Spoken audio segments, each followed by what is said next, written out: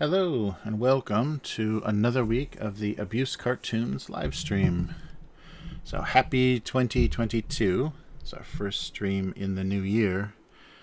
And things are a little bit different now. I have my old tablet here, so I'm going to be drawing at a very different angle. So I don't know if this is going to screw. I may have to move things around in the future because I'm going to be looking in weird, different directions now on stream, but we'll see how this works. Yeah, so now I have less excuse to draw poorly, but I have a big excuse. Windows updated to 11, so this is Windows 11, which made a bunch of stupid decisions, although it doesn't seem to have interfered with the tablet as much as in the past. Windows 10 was really bad with fighting the Wacom software because they had their Inkspace software, and it doesn't seem to be coming up in that same way as before. Like in the little tray, you could see Inkspace fighting for primacy on the system. So it's much better now. So we'll see if it actually helps. But it's a much bigger screen now. I went from 8 inches to 22, almost 24. I think this is almost 24. So that's a lot more drawing space. So I can have more natural lines, and I'm not zoomed in at all like I was before. So it's also going to change the scale of everything because I'm drawing at like real scale now. And the microphone is in a different position. So yeah, let me know sound and everything. Hey, how's it going? Happy New Year. And hey, K5, how's it going? I saw you get in early. Yeah, so hopefully things will look more like they did in, 2019 for the cartoon. Yeah, it's a much more. And I've got a felt tip on the stylus itself. I've got a felt tip pen, textured nib on there, so it drags on the screen a little more naturally, so it's not like rubbing plastic on plastic. And I think there are actually textured films that you can get for the tablets themselves. And I think the newer Wacom actually has a little bit of a matte finish texture, which would be nice because I get a lot of glare on my screen. But now I'm making big gestures. Yeah, hopefully my drawing will benefit from this. We'll see. Right. Yeah, but the pressure sensitivity, it was really scary though, because now I have this is working as a third monitor, so it's always on. And when I first plugged it in, nothing, no signal. So I was worried that something happened to it in transport, like it got banged a little harder than I saw, in the back of the car. But it seems to be okay. But it was just like with Windows all the time, just restart and restart and restart, and eventually the drivers all are found in the correct conflicting order. So we'll see how that helps. But yeah, it was a real nightmare to get all three, because I didn't think my video card. I was reading online, and a lot of people are having. You either get your DVI out or your HDMI out. You don't always get both. And I was like, that's a really weird thing for a video card to do. But that wasn't true. It was just, some people's weird Windows experience. But eventually everything came up. And it all runs well together. Nothing is slowed down, or there's no weird color palette or anything. Hey, Sedona, how's it going? Yeah, those textured screen protectors are really cool. This tablet's so old, though. I wonder if they still make them in this odd size, because this has a really thick frame around it. Now they're getting, just like with televisions and everything, they're getting really thin, like the bezel or whatever is very thin all the way around, and your actual screen goes up to the edge. but not this one. But this is nice, though, because you have a lot of room to rest your hand off of the picture. All right. Nice. Oh, nice. Congrats. A new tablet. That's awesome. Yeah. These big old ones, this was my dream for the longest time because I watched so much like pre-production and people do storyboards and things on these old tablets. And I was drawing on the old school one where, you know, you have a tablet on your desk and you're looking at a monitor and, you know, drawing without looking kind of thing. But as soon as I got to try one of those, I knew, yeah, that was the way to go. And that's when things became digital only for the cartoon. Yeah.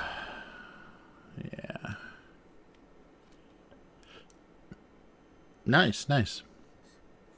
Yeah, a lot of that with tablets and things is just finding how it fits your technique and hopefully not losing too much of how you draw to the device. That's the thing that I was worried about and why I kind of stayed away from digital for so long, is I didn't want my work to suddenly look so different because I couldn't handle the tools well.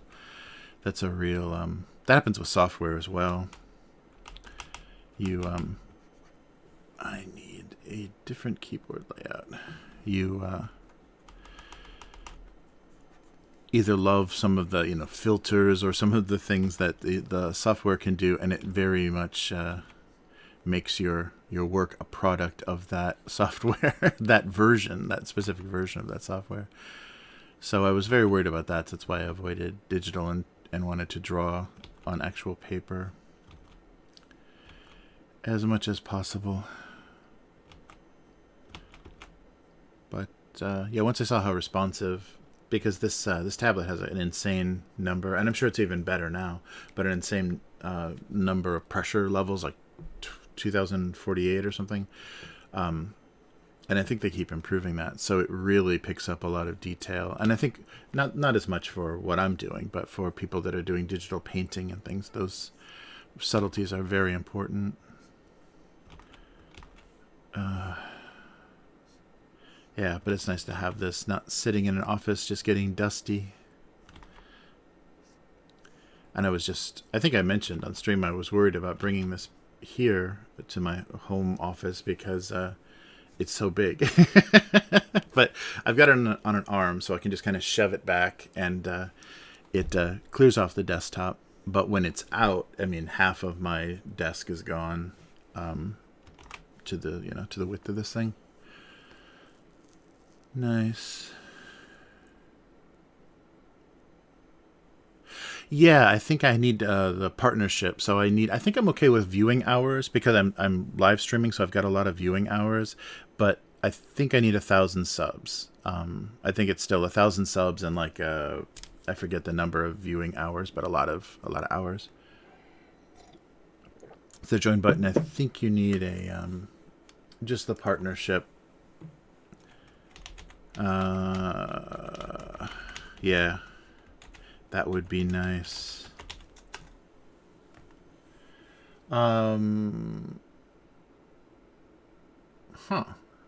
It's saying, well, this can't be true because it's saying maybe these are new requirements. It's saying 30,000 subscribers for a join button. Gaming channels can have must have over 1,000. You must be partnered. It must not have too many unsuitable videos. See, I really hate trying to keep up with the nonsense of YouTube's requirements. And that was the thing, to just get that partnership for the tabletop channel. That was a nightmare every time we reached I've gone on and on about this, but this really pisses me off how long this took. It was like a 2-year process because every time we reached the number of subscribers, the number of hours, the number of videos, whatever it was, they kept moving the goalposts, and we would reach something and we wouldn't get any sort of notification, and then later there'd be a press release. YouTube changes its requirements, and so everything just kept shifting and shifting and shifting, and finally we caught up with what they kept doing, because it seemed like they had decided they didn't want so many new channels to be, to run ads or to be monetized. So they made the requirements for actually making money from the channels to be much, much stricter. Like they wanted like 1 million viewing hours or something really crazy, or 1 million minutes or something. So it was so frustrating, and they're still doing it. They're posting this, like, this is Google. I just Googled that, and it's giving me this thing that's nonsense. Yeah, so the first result is completely wrong. The second result is, 1,000 subscribers. I must be over 18. Oh, thank God. Have a community tab, not be set to made for children.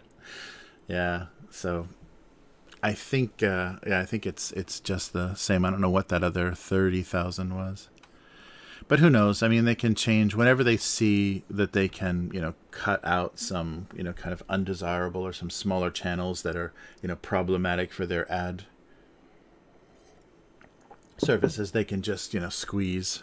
And I'm sure that's what they did. That's why the requirements kept changing, is because they were just looking at, okay, we could get rid of these 10,000 channels if we just bumped it up to this. And then, they just kept doing that. It was a ridiculous game for a while, and I really was going to just give up on the whole thing, but it invested so much time and equipment and stuff too. We bought cameras and lights and things, or I bought, and so crazy. Yep, I've been halfway there for a while because I think I was halfway there when Hyphonics first found me a few years ago. So or no, I was at the 300s, and then the 300s, and then jumped up, something like that. I'll have to look at the little history thing. But yeah, it's a funny way they do business, and it's not like they can eliminate people gaming the system and doing things they don't want them to do. That's always going to happen. So all they're going to do is hurt small channels and people honestly trying. That's the funny thing, is there's so many people honestly trying to do things, and not just jank the algorithm with chasing Roblox or whatever in their keywords and stuff. And they just give up eventually. Yes, I'm glad on both accounts. That I didn't give up, because eventually the tabletop one kind of leveled out and became more stable and reliable. But it is a very strange. Yeah, I was just hearing someone on a podcast was talking about that, how there are these brand or creator, content creator reps now. Like Las Vegas has a lot of them, and so there's companies that they are basically working as a liaison between you and YouTube. So because eventually, if you get big enough, YouTube will have a person, you get a rep at YouTube that you can deal with. But if you haven't gotten noticed by YouTube, then you can use these middlemen, and they can help figure out, they have access to people who have access to what happened when on some, if you got shadow banned or some weird stuff happened to your channel, they can see when that happened, and then their remedies are using their network traffic to flood you with subscribers or views or whatever to try to shock your channel into being more discoverable or whatever. But it's really goofy that's a process, and it's created this weird middleman ecosystem. But everything, the internet is very famous for doing that, and in most ways, all the affiliate programs and stuff.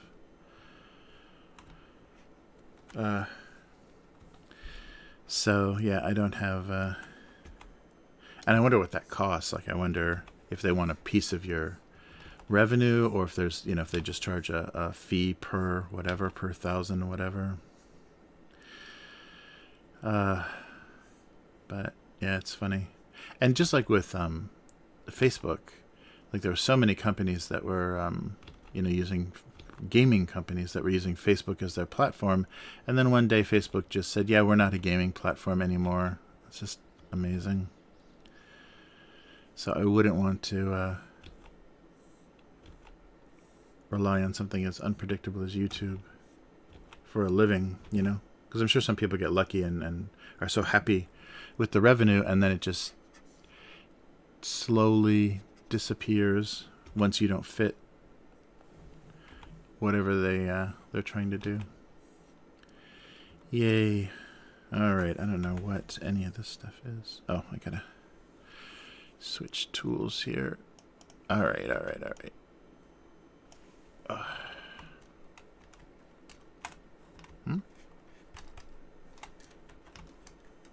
we go.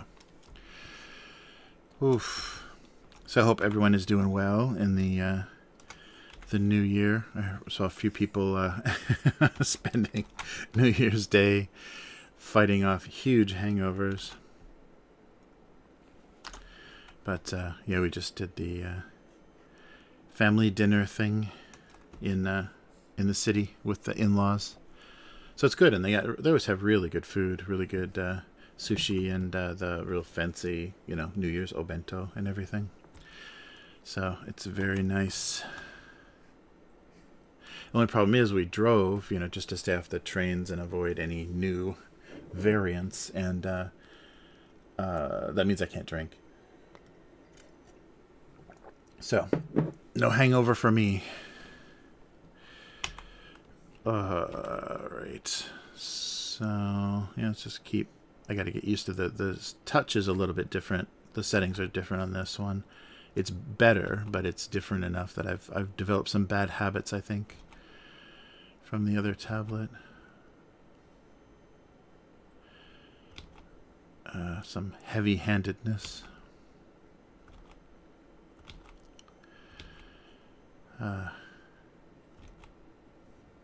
Yeah, I really wish... That's the thing that I think I've really always done poorly, is have no... What's the corporate speak for it? Synergy between projects that I'm working on or things that I'm doing. So there's not much overlap between this cartoon and the stories that I was writing and the tabletop channel. Like, it's all completely different audiences and different interests. So I can't create any... There's no overlap. So I'm doing these completely, separate ventures.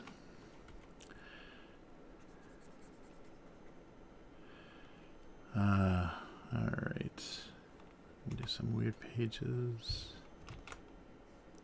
Oh, and of all the stupid things that I started doing over the holiday, I downloaded the PC version of Cyberpunk 2077 because I played it on the PS4, right? At the crazy, janky, crashing every time you go outside PS4 version, and I was just curious. And I still am really impressed with a lot of the story, a lot of the writing and the voice acting and the story in that game. And the combat is not great, but there's a lot of, Mass Effect, and there's a lot of games like that where the combat is very secondary to the, story and exploration and stuff. But yeah, there's so many, because I'm following that there's a quest. And I totally missed this the first playthrough, because you get this notification from the kind of limousine company, the AI-controlled limousine company, they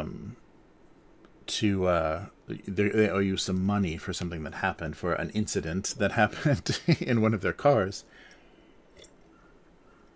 And so they ask you to show up, and it's kind of this weird situation where you're just dealing with this kind of subroutine front desk thing, and it doesn't recognize you, but it's the AI specifically asks you to come, and then the AI pops up and has you come back into the offices, and it explains this strange thing that's going on with its cars, that most of its cars have lost contact with the AI network, and they're out of control, doing strange things. And so it's asking you to find each of these cars and help reestablish the connection.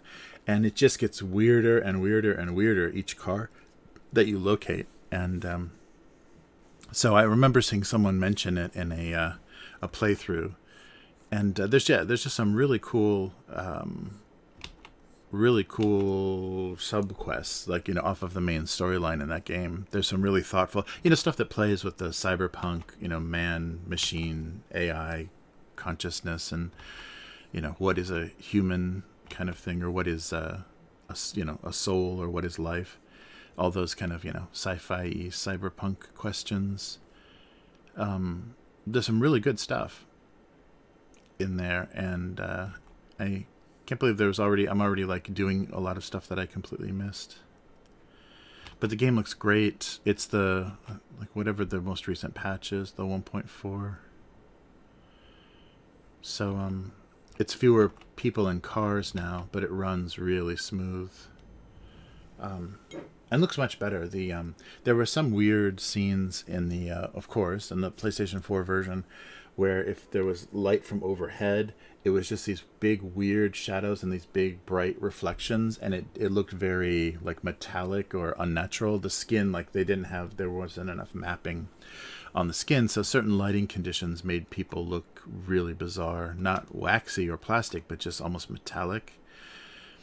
And with the PC version, you never see that. The people look really good. Oh yeah, that's true. Yeah, Sedona, that's right. Yeah, side quests on Red Dead Redemption 2 are the same. It's like the writing. They really, I think that's maybe a really good opportunity for the writers to go after something very specific to the setting and have interesting characters and stuff. Because I really like that. I really like that they and I guess like The Witcher and stuff. That's one of the things that people say about The Witcher 3. Is it's got really interesting side quests that have a good narrative.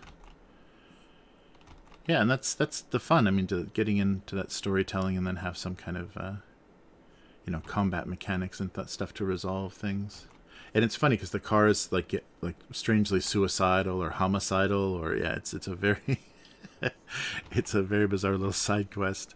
It's pretty long too. You got to find 7 cars all over the map. But I just started into that and realized, wow, I completely missed this on the first playthrough.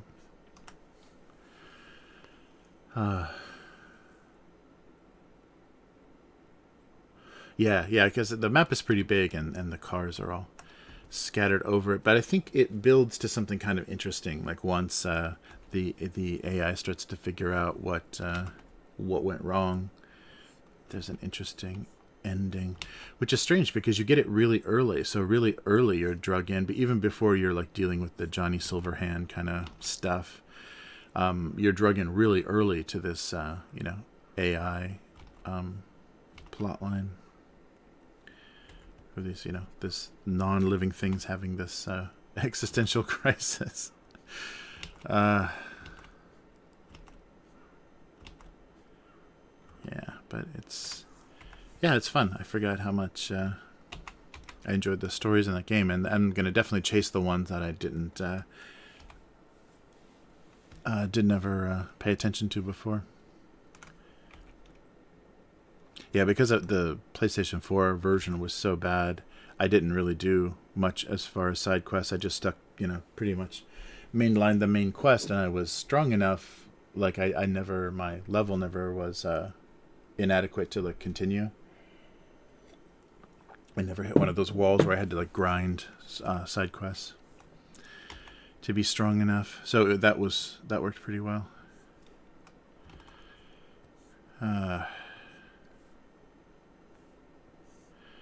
Yeah, but I'm curious because this year they're supposed to do some new content for that game, so I'm really curious what's going to happen with the release, and if it's gonna, if they're gonna be able to redeem themselves from what they did to that game.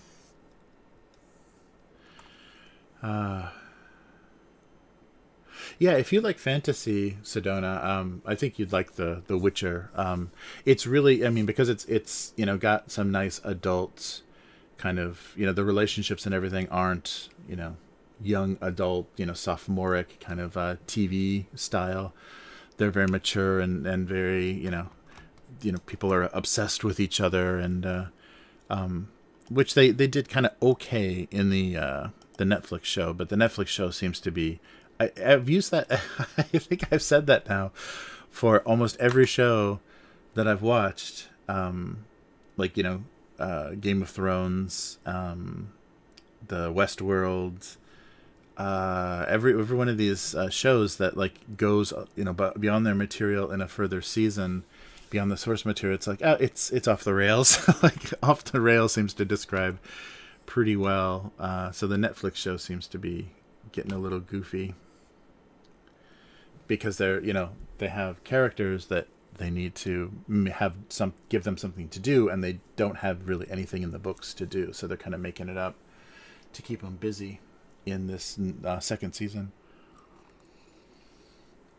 of The Witcher. But yeah, if you like fantasy, and especially like it's Eastern European folklore, so it's types of fantasy and a little bit more gothic fantasy, because he's like a monster hunter. He's like almost like a Van Helsing, but more like Blade, like a Daywalker type, because you have to witches basically become monsters to hunt monsters, and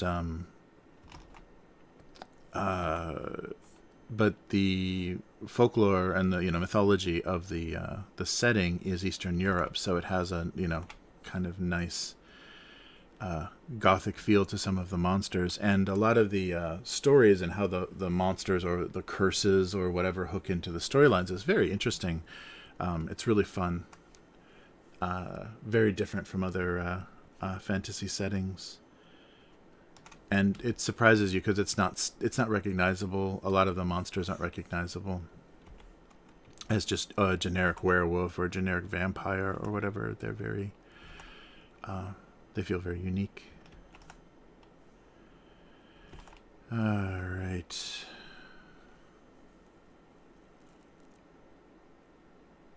Nice. Yeah, I've heard the tone of the books is a little bit different from the tone of the writing in the game, in Witcher 3 at least, but it still feels like the same world and still satisfying. But yeah, it's fun. It's a fun game. The combat is fun, but it takes a while to get comfortable. That was one game where I hit where I needed to do more side quests than I thought, because I was not strong enough, or just didn't have the combat chops to get past certain story missions easily. What am I doing here? Let's start drawing recognizable things.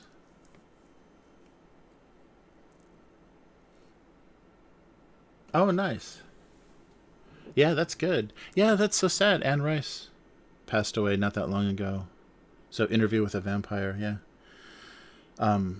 Yeah, that's no good.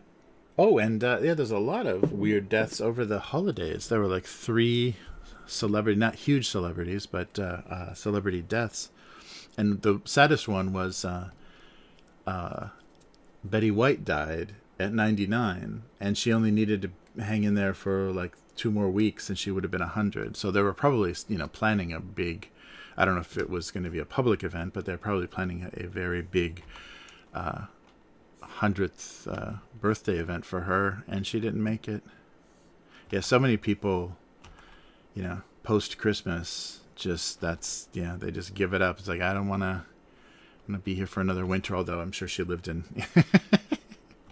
Bel Air or whatever. I don't think she was anywhere where she was getting a lot of snow and cold.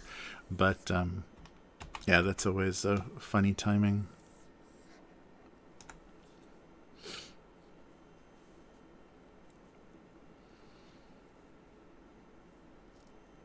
Oh yeah.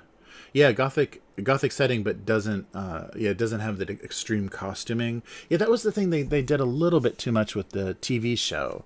Is, you know, some costume designer or whatever wanted to show off, and so there was some elaborate kind of, you know, lacy masks and black, you know, ball gowns and stuff, looking, you know, kind of they went a little hard and away from the setting, because the setting, for the game at least, the costuming and everything is believably European, like of a, you know, a fantasy. Ooh, oh, I didn't know that. A fantasy European style that looked, you know, functional. It looked like, you know, it had origins in reality. But yeah, steampunk and kind of, you know, especially Japanese, like their idea of Gothic Europe is so over the top and so nonsense. But yeah, the setting's fun, because it's you know, the monsters and the dark magic and things of the Gothic setting are so often connected to, you know, curses and human failings, and, you know, children born as monsters and things, like children born, you know, deformed and things. So you can see the origins in a lot of the things that, you know, people in like medieval Europe were afraid of, like, you know, strangers coming from other parts of the continent, or, you know, bad, you know, magic or evil that curses or ruins your family. Yeah, there's some really cool stuff in that kind of Gothic setting.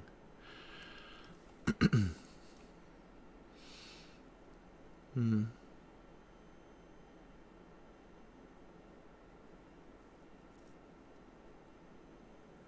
Yeah, she definitely. I mean, I think that was Betty White was definitely one of those people that survived the system as well as possible. You know, she didn't seem to.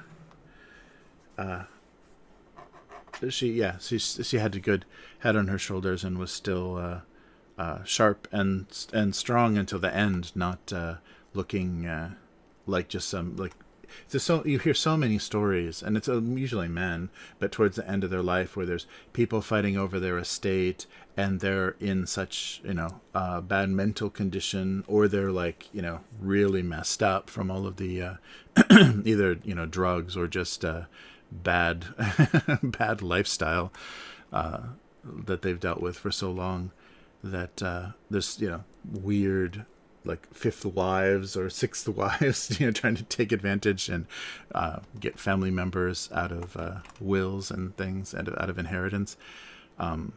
There's so much of that weird ugliness, and it's just because the surviving, or the celebrity has just lost, yeah, their ability, or had made some really messy life decisions, like, you know, in their 80s decided to marry a 30-year-old.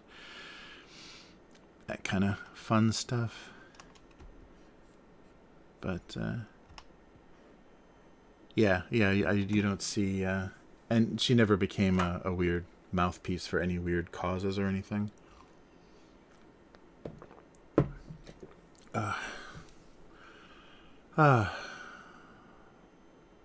Oh no, yeah, of course everyone, yeah, because it was getting really close, so maybe everyone was expecting a big hundredth birthday celebration. So there's going to be a bunch of kids in poor countries wearing "Happy 100th Birthday Betty White" T-shirts. Oh my god!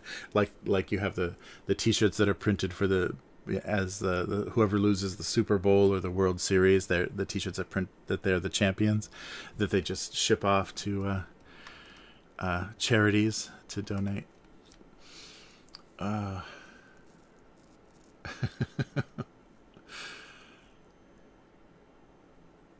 yeah, that would be really funny. It's just like, yeah, you know what? Fuck this 100th birthday thing.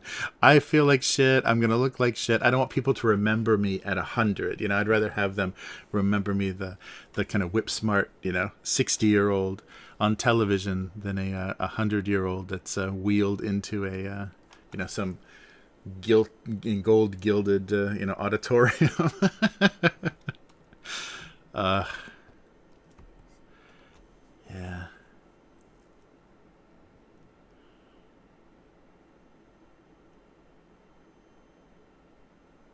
Mm-mm.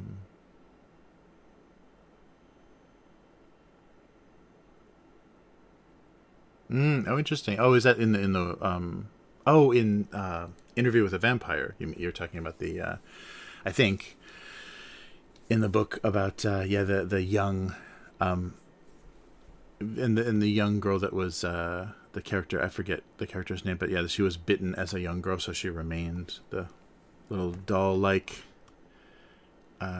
character forever.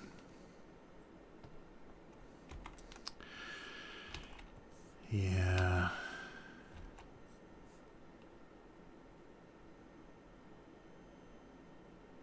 Hey, how's it going? Oh, is that Apple Man? Let me see the color of the thing is crazy here. Oh, come on. I can't get anything to work. How about this? There we go. Oh, still nothing's coming up. Oh, well, I'm drawing a cartoon. It's right now it's just a bunch of little objects, but the cartoon itself is usually it's just inanimate objects with little faces playing out little dramas. So I'm trying to figure out just kind of what the content of this week's cartoon is going to be. So you start off with boxes or recognizable shapes because usually that leads to some sort of product idea or something. So, but sometimes when I'm talking, I'm not drawing as much as I should be, or as focused as I should. So some things are not very interesting. But yeah, this is just kind of the warm up and talking about what's going on part. But thanks for tuning in on Twitch. Yeah, Appleman. Thank you. Yeah, I'm looking at a red text on navy blue on that combined chat. It's horrible. Yeah, and K5 is like a olive green. I don't know why. Why the I guess it's whatever happens in Twitch chat. It's importing that style sheet or whatever. It's really hard to read. So yeah, I'm drawing inanimate objects on the verge of horrible realizations. It's a lot of despondent looking breakfast cereal usually. All right, let's draw maybe some dishes or something to get stuff going.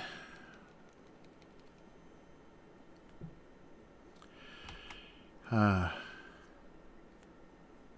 I think with the vampire like kind of immortality story or the insanely long-lived story, there's some interesting things with the age differences between characters, but yeah, just like like Benjamin Button or whatever, it just kind of makes you like weirdly uncomfortable when you're like, is this just like a weird fantasy? Is this just like a sexual fantasy that this writer is having, and we're having to endure? Find out an acceptable reason to have this May-December romance happening. Yeah, you always have to be suspect when it's not firmly based in narrative. Why are we doing this? Okay. All right.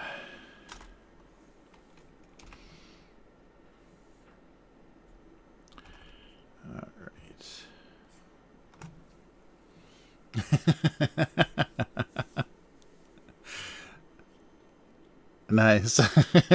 Oh no, blue on blue. Thank you. That's perfect, Appleman. I can see perfectly blue on blue.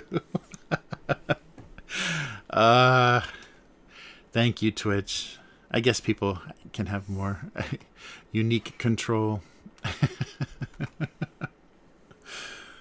That's funny.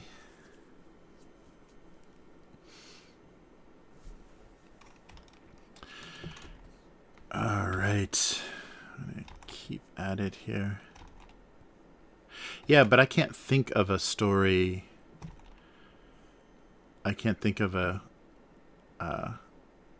book where that's done particularly like well, like it really needed to be that way, apart from like the titillation or the ooh, that's fun.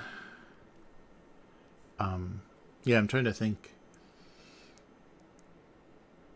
Yeah, I don't know. I liked the end of the Ghost in the Shell movie, that first original like theatrical movie, when Bateau has to find a body for Kusanagi at the end, and he can only find like a young girl, like maybe like a a Lolita model or whatever. But her experience that she's had and her world weariness and everything, it's funny to see that. So she's kind of reborn in this younger body, but she has this old soul now from from all the experience with the other AI and everything. I think as an image or just as a simple idea that worked well, but there wasn't any relationship or anything there. That was the weird thing, and I think it's become judged very differently now in more contemporary context. But I thought the balance was done pretty well in The Professional. Now it's people are just saying, oh, the French, pedophile obsession or whatever, underage girl obsession. But the story, like the weird mismatch of those. So it was like father and daughter, but it wasn't, because the main character, because Leon was so simple, like mentally he was just kind of simple, so he couldn't be a father very well, but he also couldn't be a boyfriend or a lover to a kid. So it had a weird tension to it, but it had almost a romantic ending, like when he kind of sacrifices himself for her to escape. It had kind of a romantic feeling for that moment, but you realize it didn't. I don't know. I don't think there was, because there wasn't anything. Although that's the thing that really breaks my heart is you have performances like that, and now with opinions and things shifting, what's her face, the actress, was all can't believe how abused she was by the system, and was exploited as a 12-year-old or however old she was. In that role, what's her face, Natalie Portman, was talking about how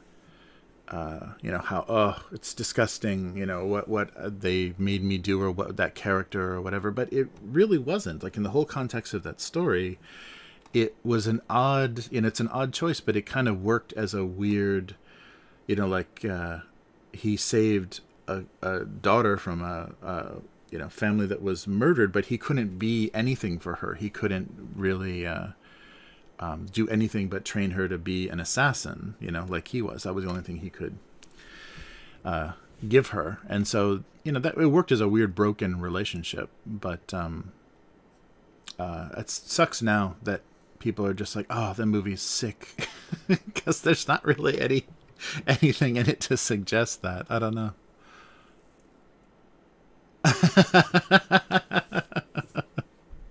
Only if we're drawing breakfast cereal, then I can get in there. Yeah, I'm off today. I mean, I'm not. I'm still playing catch up with my new setup here. I don't think I could do very well. That's fun though. Oh.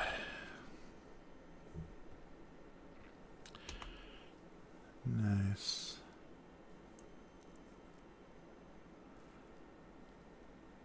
Oh, it's interesting. Yeah, it's funny. There are things like that. So I can understand like hitting something like that and just losing interest, because that does happen, and especially with series. Yeah, when they do, because they want characters to evolve or change or whatever, and they would.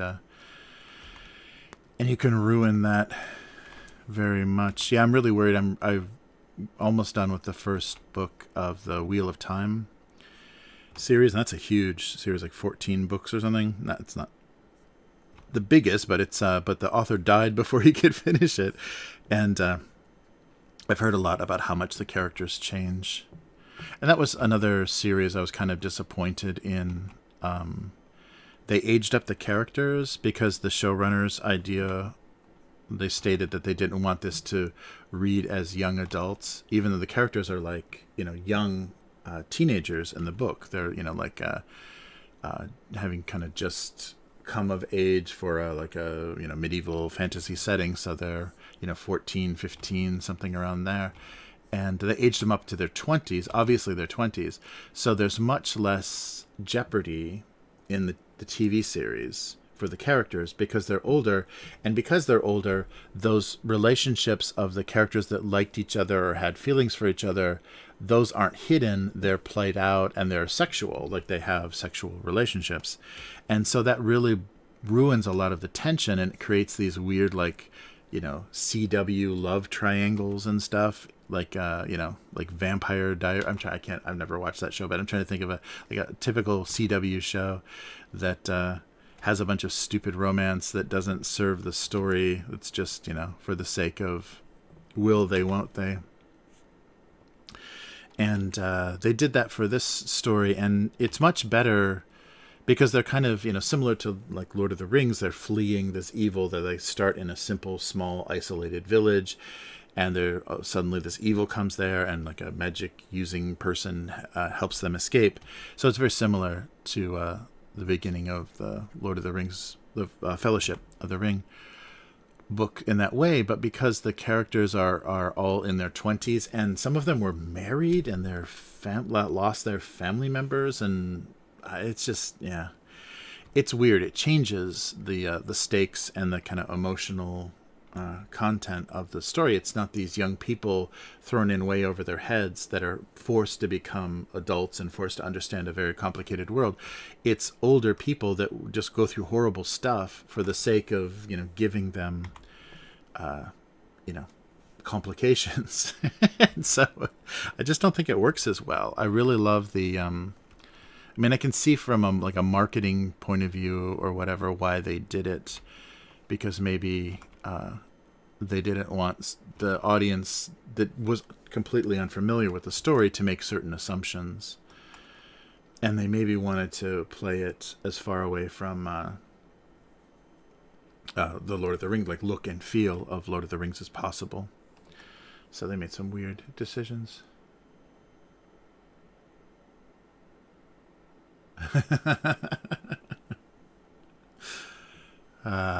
Yeah.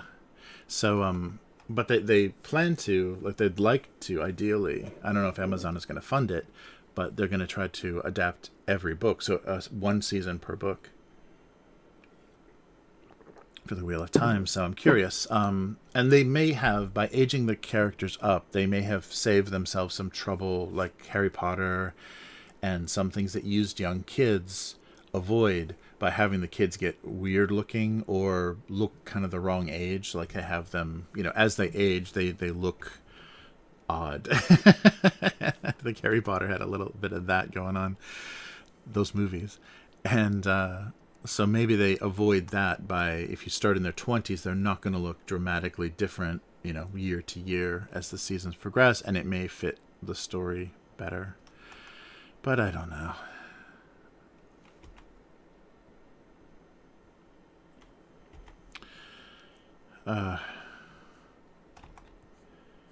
But yeah, they got some. That show is it's its own thing, and I think just like with the new Dune movie, I went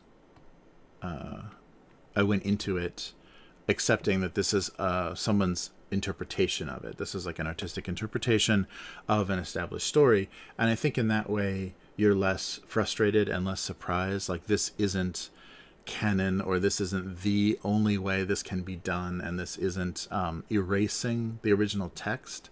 I think with a lot of properties recently, people are having these weird obsessions with any changes means that you've damaged this religious text of Star Wars or Star Trek or whatever, and those aren't even those are just properties. They're not established narratives. But I think maybe with Game of Thrones too, people didn't see that as just these two jerk-offs version of this story, because it was the only story, and probably the only story anyone's ever going to be able to afford to film of those books. And so it was this, you know, this canon telling, visual telling of that story for a lot of people. And so the stakes are too high for the fans, I think, watching that kind of stuff. All right, I think the new setup is okay. So I'm looking this direction when I'm drawing, but then I have to look over here. Actually, let me tilt this monitor up a little bit. Yeah, it's okay. Yeah, so this is the usual the usual progression of a live stream, is drawing a bunch of little bits and making coming up with some stories for them. All right. But yeah, we'll see. It's weird that especially Netflix has just kind of admitted they don't need more than 1 or 2 seasons of any story, because it's only that first season that gets them subscribers, and they're a subscription service, so that's all they want are subscribers. So later seasons don't really do anything unless the series was insanely popular to bring in new people. Although I'm not sure if they're looking, the model is all that good with how they're looking at streaming stuff, because they do also what layer am I on? They do also have to, you know, factor in some kind of like retention, and continued seasons of popular series have to be all about the retention or bringing people back that are easy to cancel. Because I'm sure there's like 2 kinds of streaming customers: the people that jump on, you know, binge what they want and then cancel the next month, because then you're spending as little money as possible and seeing only, you know, exactly what you want to see.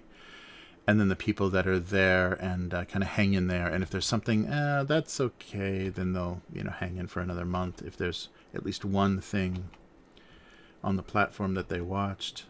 They feel like they got their buffet money's worth. But yeah, I don't know what's more valuable to them.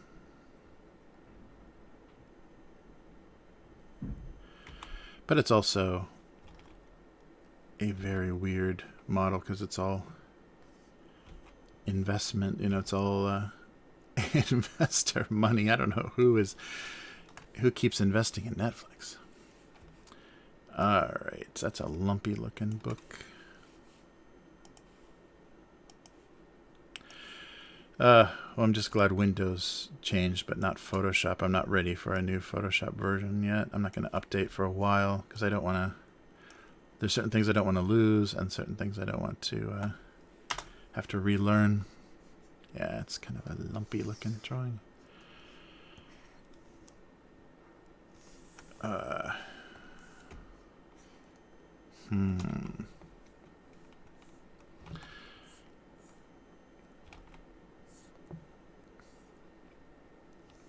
yeah, standard.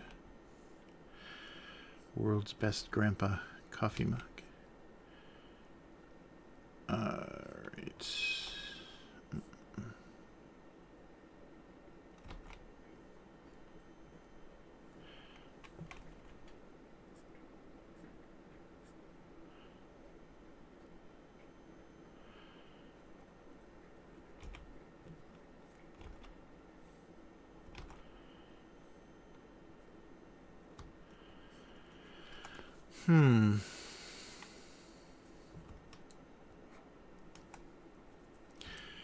Particularly.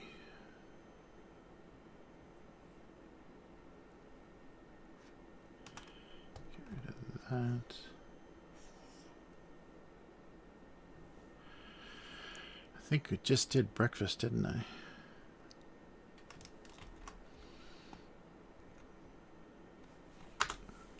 Yeah, everything's going to be bigger on this cartoon too, because I'm drawing actual size. So if I scale stuff up, if I haven't drawn it large enough, It's going to be nice and thick.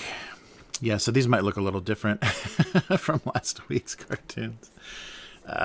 Endless.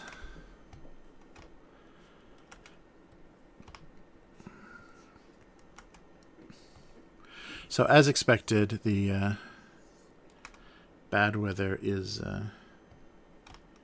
increasing. The cases are increasing after the holiday. So we'll see over this next week how bad it gets.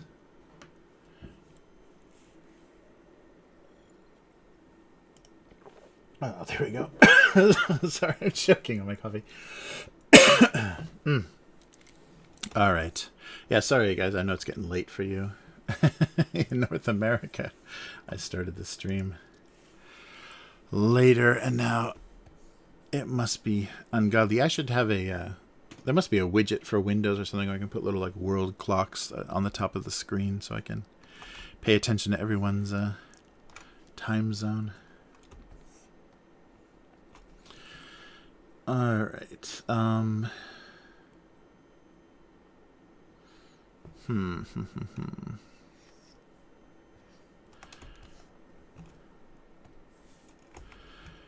Just keep going with something. I'm just getting stuck with the old standbys here.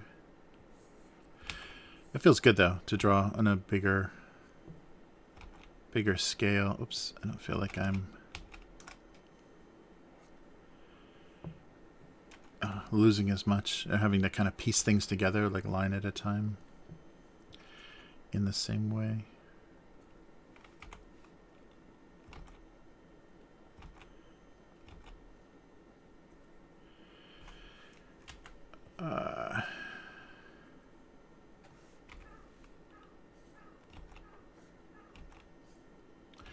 I forgot to check if this went out on... Oh, K5's making pancakes. Nice. Awesome. Oh, that sounds so good. Yeah, they have... pancakes here are funny because there's a lot of coffee shops, like cafes that serve pancakes. And I'm not sure where they got this from. So somebody can, if somebody knows if this is like a British or a European thing, that's probably where they got it, because it's definitely not an American thing. But they make two kinds of pancakes here, kind of like crepes, or the way that they do two kinds of crepes at some crepe shops, where they have sweet pancakes and savory pancakes. So the savory pancakes are made with a different batter, so they're not sweet. They take the sugar out, or most of the sugar out, so they're just more doughy. And so they'll put beef stew or ham and cheese or whatever on top of those pancakes. And then there's a whole other menu that's like the dessert pancakes with fruit and whipped cream and stuff. And those, the recipe is sweet. So maybe it is just following kind of a European kind of crepe style. But you would never want to mix those. Like if you put the unsweet pancakes with the, fruit and everything, it would taste odd. And then the other way around would be even more disturbing. It's like sweet pancakes with beef stew on top. Oh, yeah, peanut butter on waffles was a long time favorite of mine. Like as a kid and as even a student, like even university, you buy like just frozen waffles and peanut butter and maple syrup.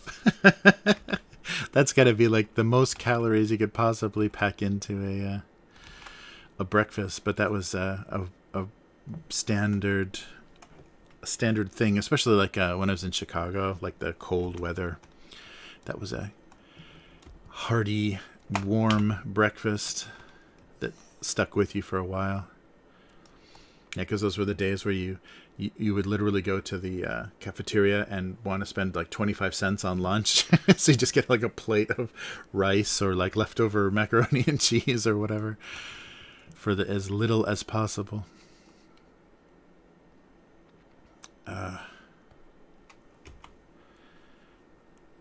Nice. Yeah, I'm still down with the peanut butter. Peanut butter on toast is good. It's not easy to get good peanut butter here though. they have a lot of that like health food store style peanut butter, which is just like smashed peanuts. So it's real thick and oily. You got to put all that sugar and vegetable oil or whatever they do to American peanut butter to make it taste right. All right.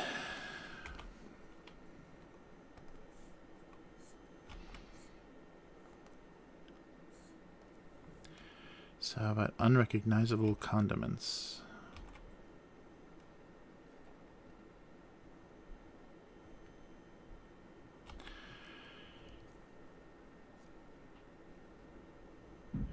So everything's got a spoon in it.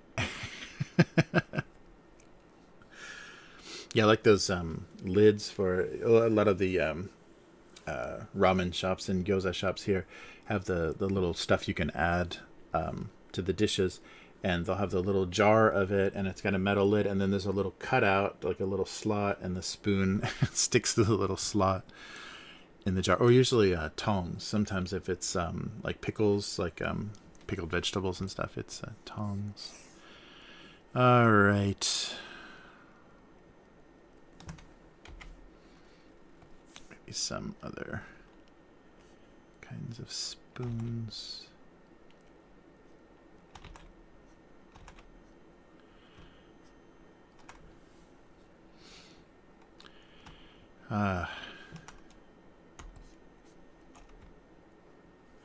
Yeah, the breakfast food is kind of just cafe food here, which is weird because there are not really so many breakfast restaurants. Even like the family restaurants don't do amazing breakfast. Like you can't get like a Denny's style breakfast or anything very easily. And it's mostly very Japanese style, which Japanese is like, grilled fish, miso soup, it's the breakfast idea is a little different. All right, we've got two conflicting universes here. But yeah, I do miss a diner with a 24-hour, breakfast food. Yeah, waffles are very rare. The idea of waffles is more the cookie style. They're the small ones that are about this big and are pretty hard, and then they put like chocolate coating or some kind of drizzle. Is that what they're called? When they drizzle some sort of flavoring or chocolate over the top. So you eat them more like cookies or biscuits. They're not fresh off the waffle iron. All right.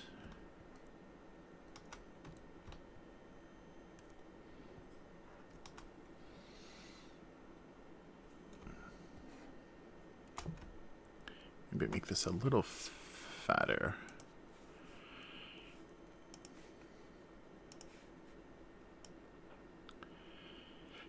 A little more symmetrical and a little fatter sugar bowl. Something like that.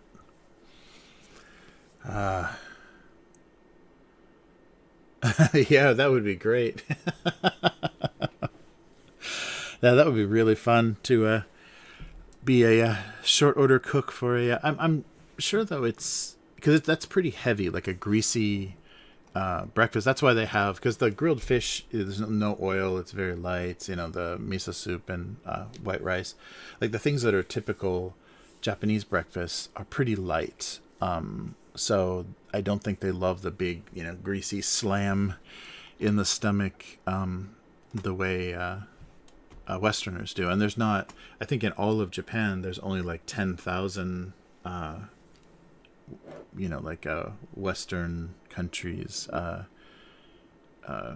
foreigners here, expats. That might be just Tokyo though, but the number's pretty small, so you would not have such a big customer base. Yeah, I can't remember. There was something that was talking about the recent, in Japan, the recent kind of opening and the changes that were made to visas for working people, mostly from China and Vietnam. So like factory workers and agricultural workers, Kind of like the migrant labor that the U.S. uses from Latin America.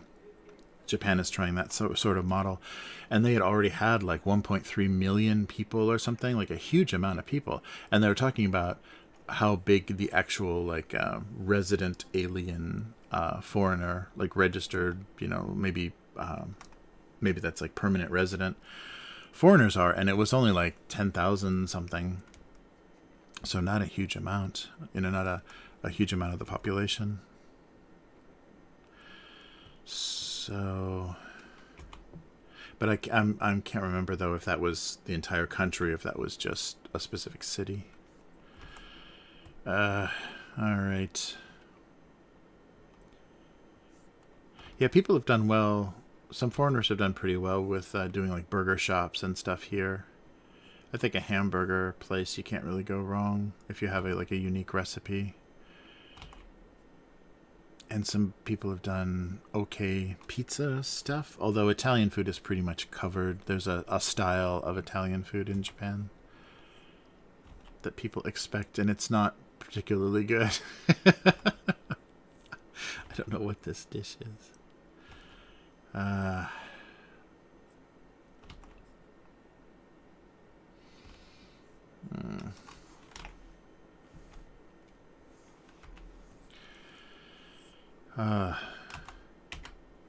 Yeah, that'd be fun. I don't know.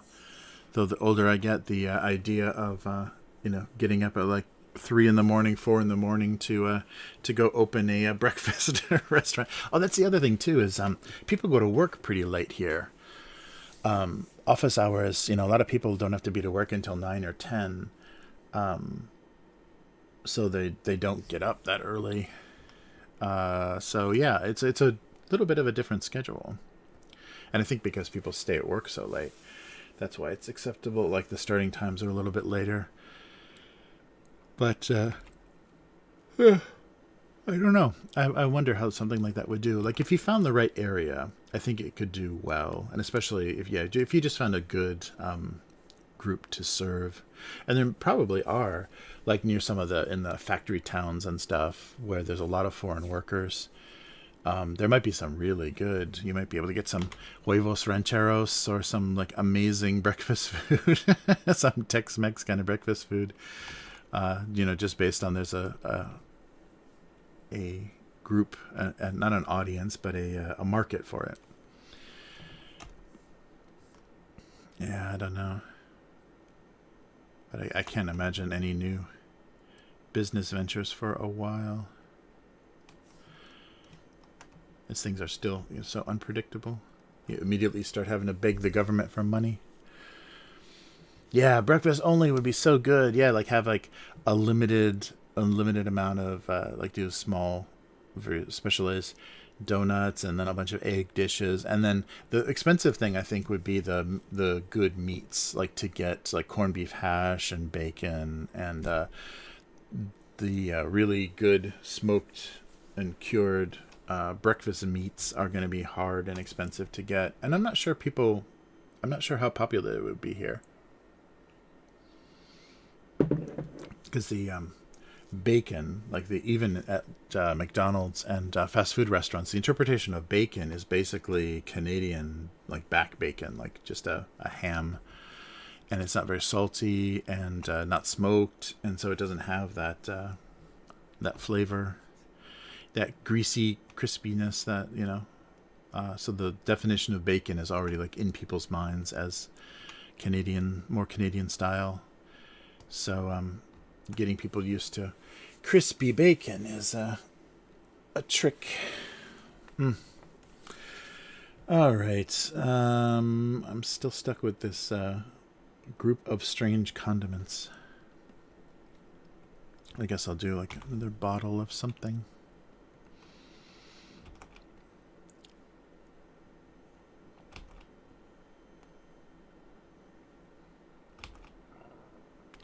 Yeah, these are always, I don't think, crazy successful ideas for cartoons, because I draw stuff that's just like open to interpretation, and people are just like, what's that supposed to be, in the comments on Go Comics.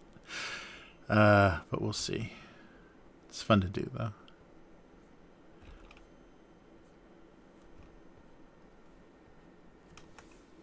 That could use some pull and push.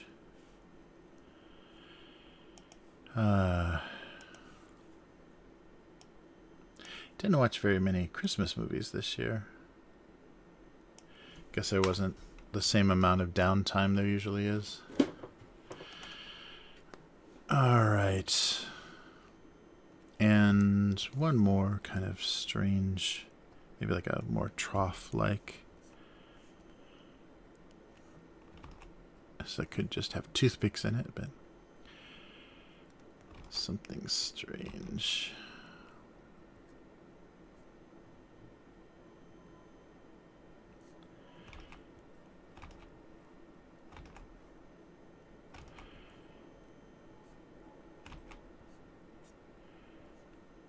Alright. No, this isn't going well. Let's see here. Yeah, I think I need to just get it right the first time.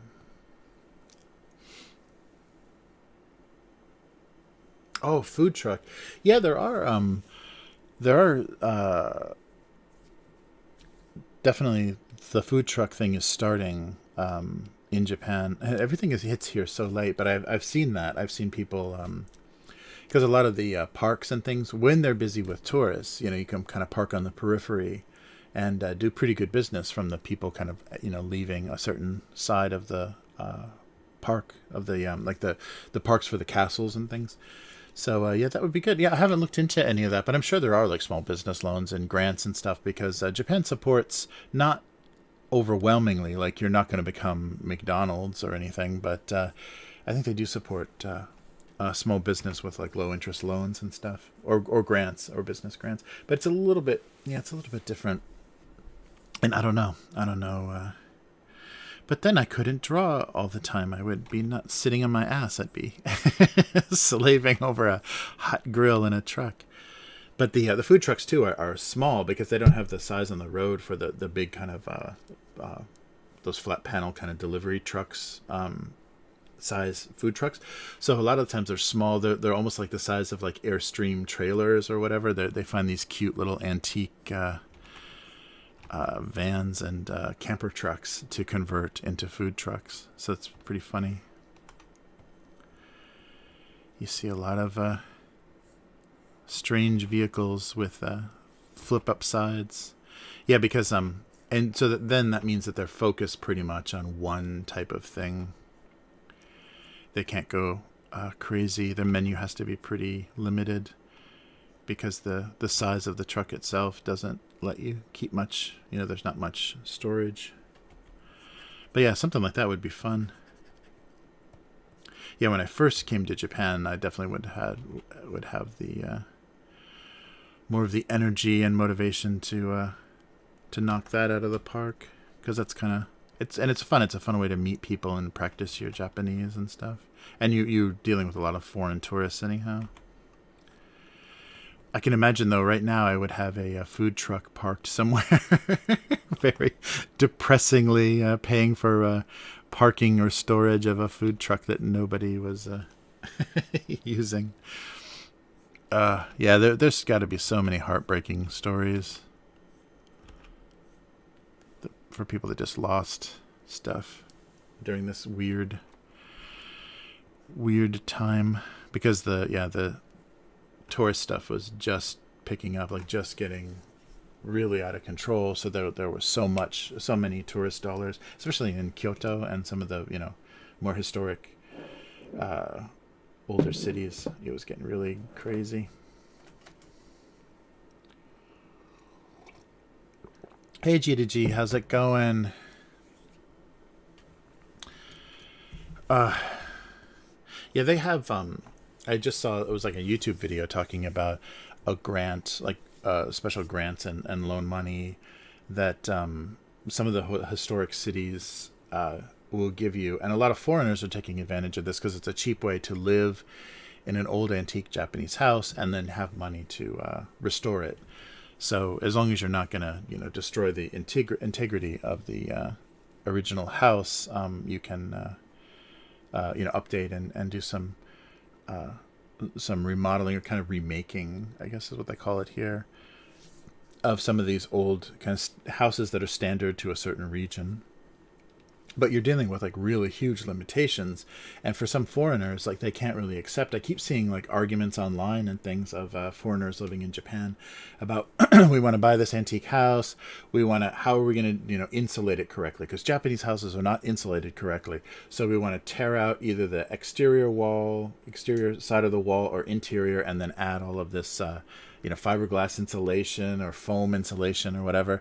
And that's just not how it's done here. Like, people don't centrally heat houses. It's just the resources, the price of electricity or gas is just too prohibitive to do that.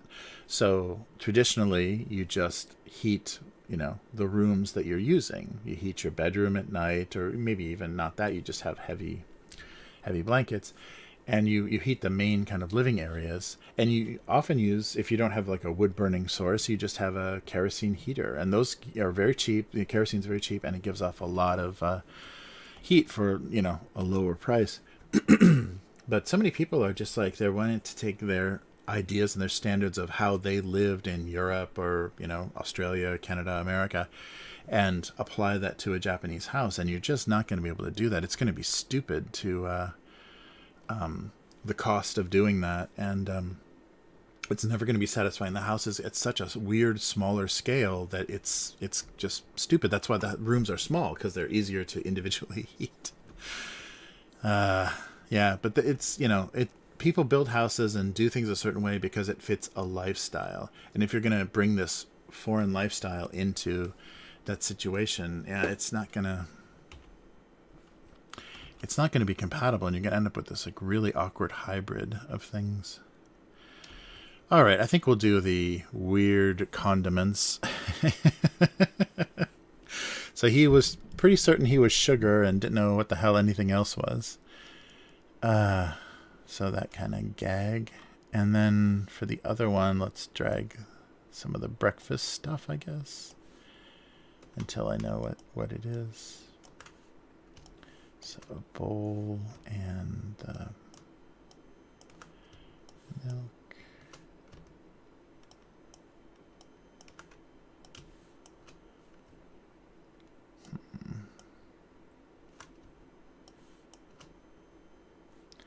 I don't know what should this be. There we go.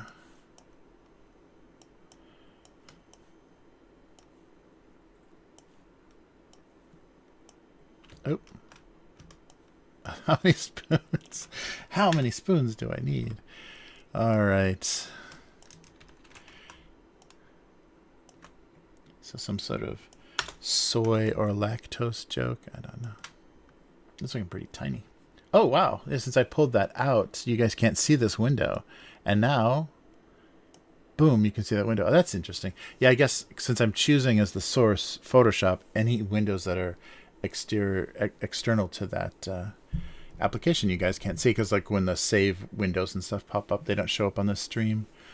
Uh-oh. Talking about food, and G2G is starving. No, that's true. I mean, I if you hit the right situation, like near a neighborhood where it was a lot of foreigners, there are a lot of people here that hate Japanese food, which is, it's like, that's torture. I mean, it's the worst possible situation to be in if you don't like Japanese food but want, comfort food from, your country or familiar style of food. Country, I think there are situations where you could be near apartment blocks or businesses or whatever, where you could just clean up on people that were miserable with their the menu in Japan. Have the no seafood restaurant. And foreigners would flock there. No, I think you're right, K5. Yeah, K5's making pancakes. He'll post those in the chat if anybody's hungry. Someday we'll have our food replicators. We can share our recipe codes with each other online. Yikes.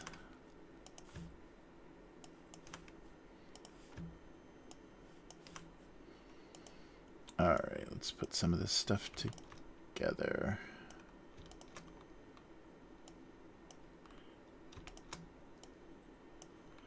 Yeah, the only thing about serving like the expat community is they are very unpredictable. And just like running a business, like, you know, like these English teaching schools and stuff, people just disappear. Because a lot of the times they're not here for very good reasons. They're escaping something, or they're avoiding something in their home country or their, you know, real life. And they just decide, okay, I'm going to go face that now, and then just disappear. So it's got to be really hard to staff or rely on foreigners. I mean, I guess there's always more coming, but it's it can be frustrating.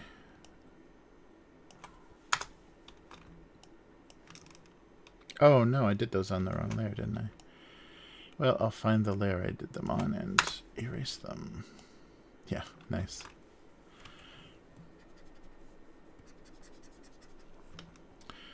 Yeah, that's still the thing, and that's a real thing that I think limits me from being any good at 3D as well, is once you get making something and start to get things start to come together and you get excited about what you're working on, I start to get careless with like watching what layer I'm on, or I don't label anything. I don't label any of my layers or objects or anything. And so for 3D, that just gets crazy. Nice. I like the bacon too. Nice. Oh man.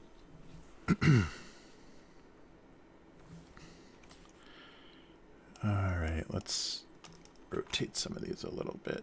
Whoa, I'm still dealing with something.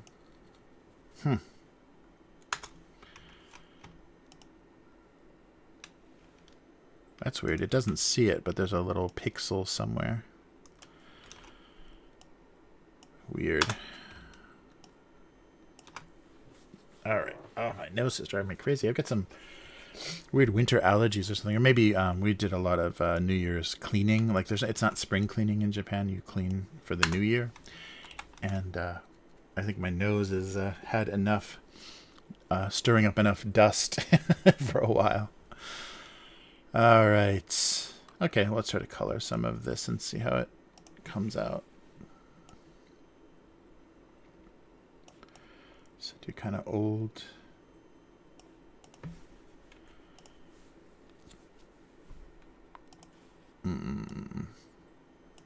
Yeah, some kind of recognizable stuff.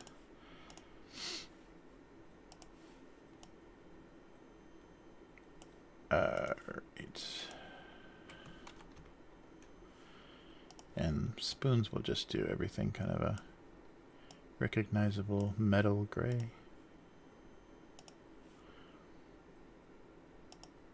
Ah.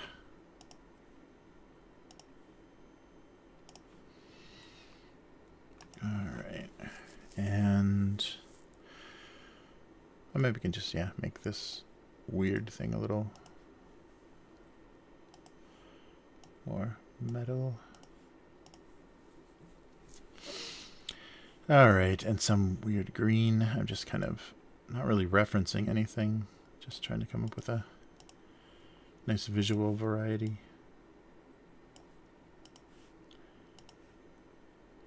All right, and then these will be odd glass.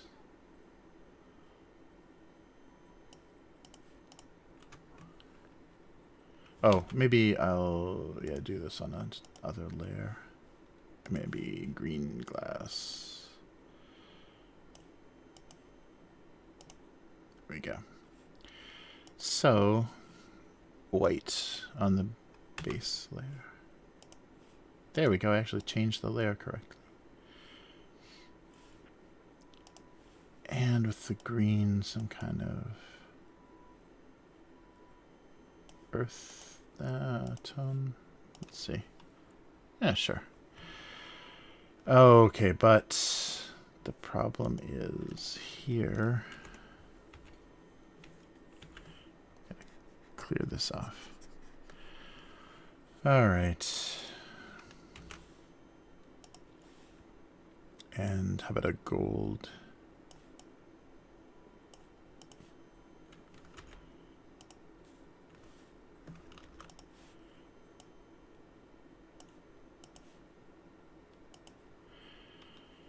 All right, and a darker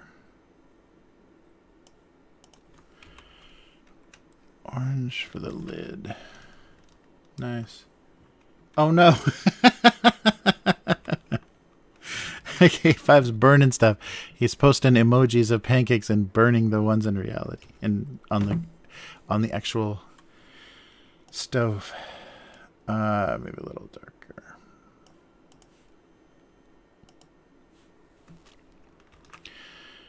We were already tasting perfectly cooked virtual pancakes. And the reality is just not not there.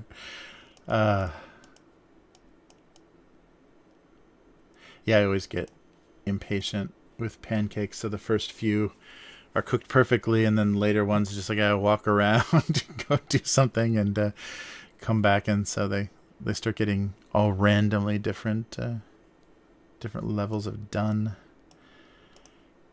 All right.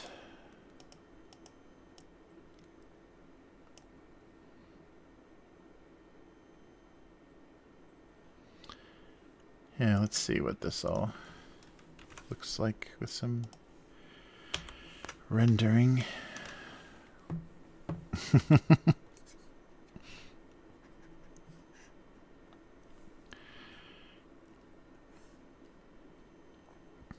Ah.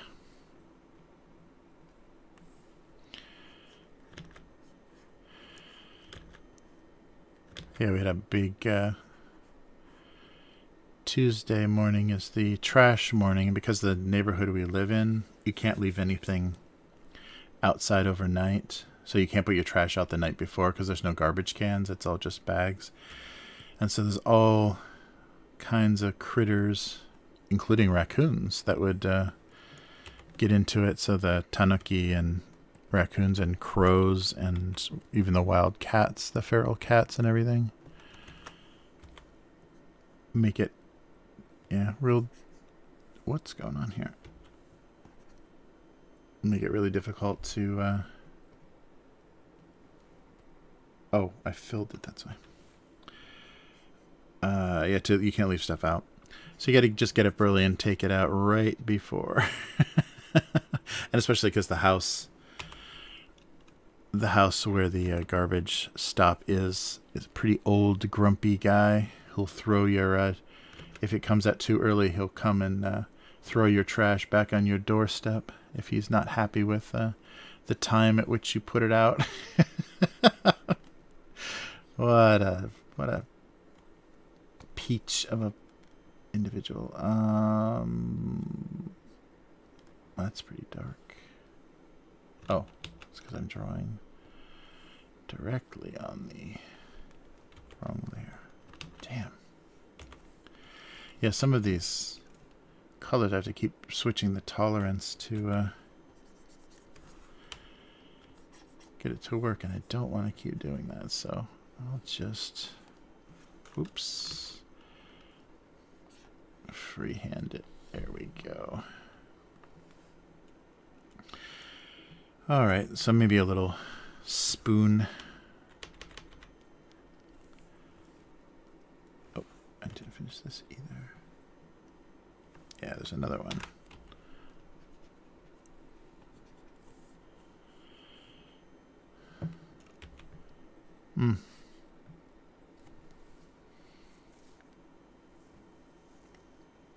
Oh, yeah.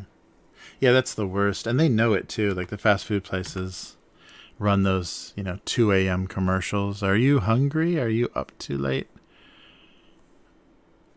That really sucks. You're going to get stuck with Carl's Jr. Hardee's. I think McDonald's is the worst. Because the late advertising. I remember, yeah, Taco Bell and McDonald's do a lot of suspicious late night advertising.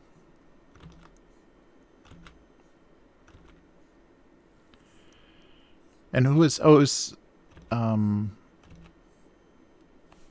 Taco Bell that was doing third meal, right? Or fourth meal? Fourth meal? Somebody was doing some, please endanger your life with morbid obesity for the sake of our profits. One of those fast food places. All right, and a little bit of shiny highlights make things look a little more metallic.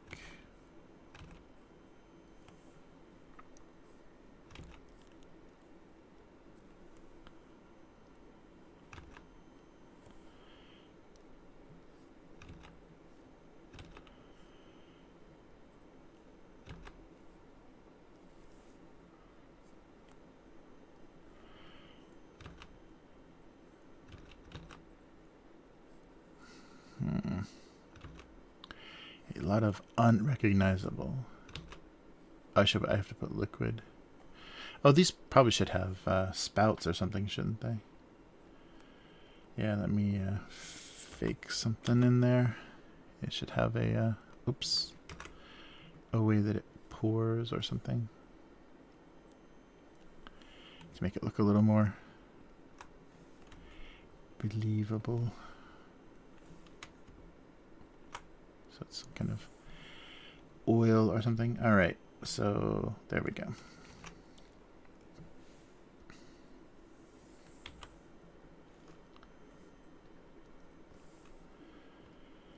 And oops.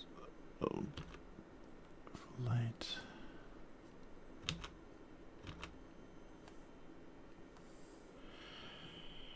All right. I think that works. Yeah. It's always, I guess that's a scary part of all fast food when you see them open the big industrial, like, plastic bag of steamed meat or whatever. Yeah. Ugh. It's okay. It'll be all bugs soon. We'll just be getting all of our protein from fast food. I wonder who's going to be the first to sneak that in, if they haven't already. Oh, yeah, you guys have just been eating mealworms and cicada for past few years, and you haven't even noticed.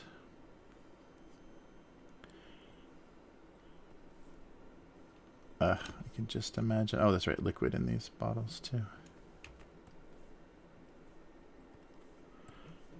Because that would be the most ideal. I mean, if prices just suddenly drop for fast food, suddenly they become amazingly affordable. We'll have to wonder, where are you getting that protein?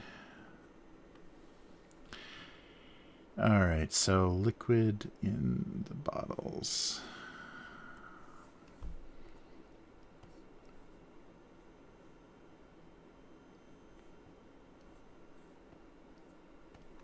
The funny thing is about that, it's probably not going to be any more dangerous or unhealthy for you than how they're getting most of the, how they're doing most of the meat and stuff now. So the sad thing is we probably don't have anything to lose. That's not going to work. Have to do it kind of, yeah, maybe like this.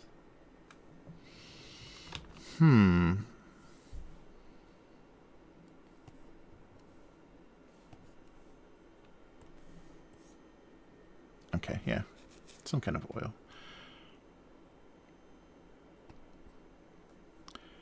So this and this.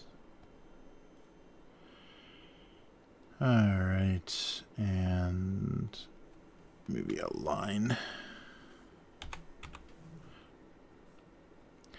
It's going to be some weird decisions in the future.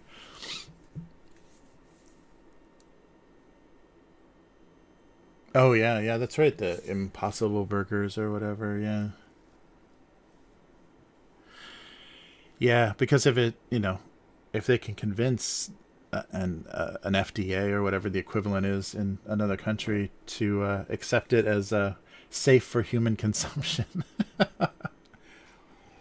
Hmm.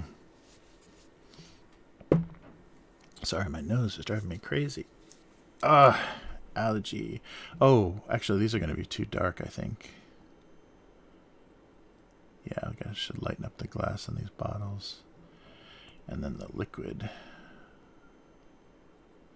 So the eyes are more visible. Oh, sorry. My nose.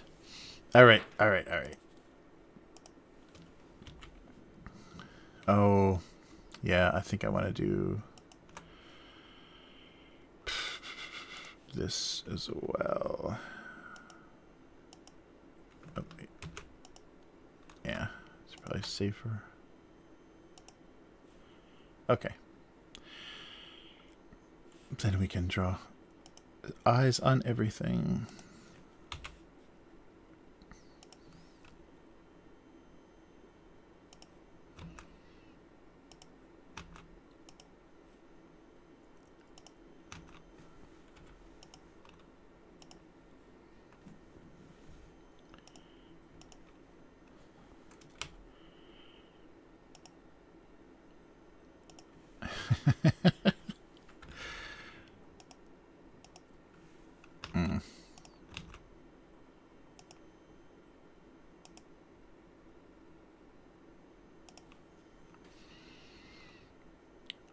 All right, and then some mysterious bubbles or something might be good.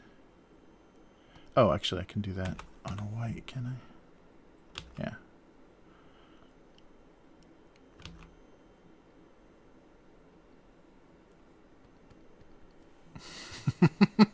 There we go. All right, so is this...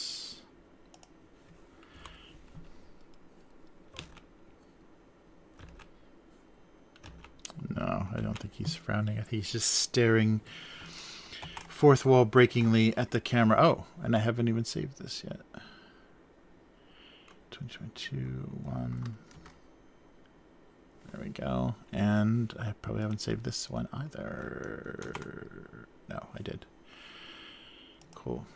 All right, so a mysterious set of condiments. Yeah, right. Sawdust. Oy. Yeah, there was a some. You never know if this stuff is legitimate, but some pirated video or some video like snuck out of wherever showing people pounding wet cardboard to make the filling for gyoza in Chinatown. Yum. I mean, that could be very easily staged just to insult. I mean, there's always McDonald's being the foreigner here. There's the every couple of decades the rumor of, oh, it's all rat meat. McDonald's burgers are all rat meat, and I'm sure that started by the competing Japanese domestic restaurants here. But yeah, McDonald's keeps surviving that. Like, they keep getting hit with the their hamburgers are all rat meat, and they are still here, which is funny because so many other fast food places just come and go. Foreign fast food places come and go, and they can't hang in Japan. But McDonald's just endures all kinds of bad press. McDonald's is inevitable. That should be their new marketing slogan instead of "I'm loving it" or whatever. We are inevitable. You will eventually eat here. We'll figure out something that you will buy. Okay. So I should do maybe a little bit of cereal and a little bit of coffee in these containers.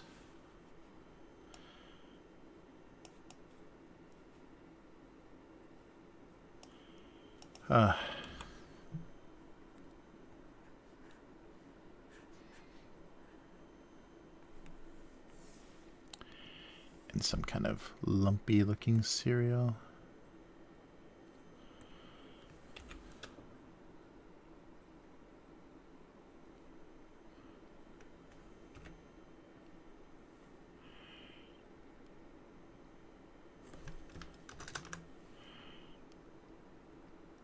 All right, there we go.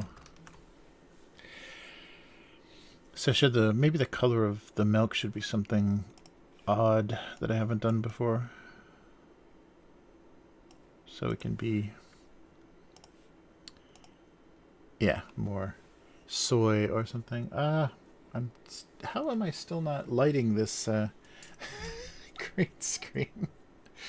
It looks terrible on the top there. That's so weird because I've got so much light hitting it, so it needs to be closer to me. I will never understand. Let's see if that helps. Yeah, I'm already got a weird kind of. Yeah, maybe. Okay. I think that helped a little bit. I'll just work bigger so it's harder to see. Okay.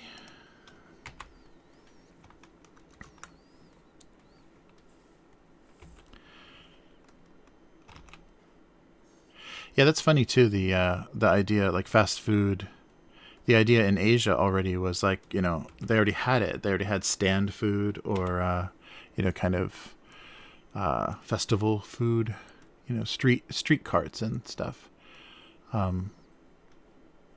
So it was funny that a lot of, what became fast food here just kind of started as that.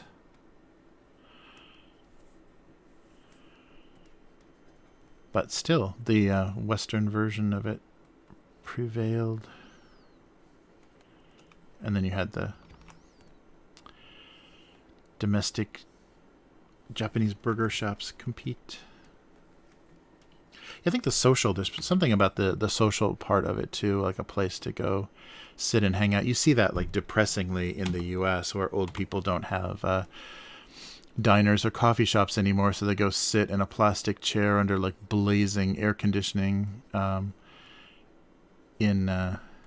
McDonald's, and meet up with friends there. That's always so depressing, a little coffee group of seniors that are having to hang out at McDonald's and drink what used to be like the worst coffee. It's gotten a little bit better, but used to be pretty brutal.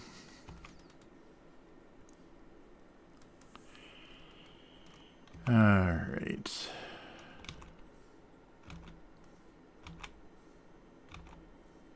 Jeez. There we go.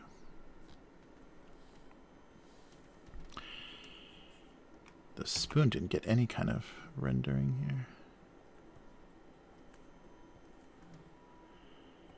And then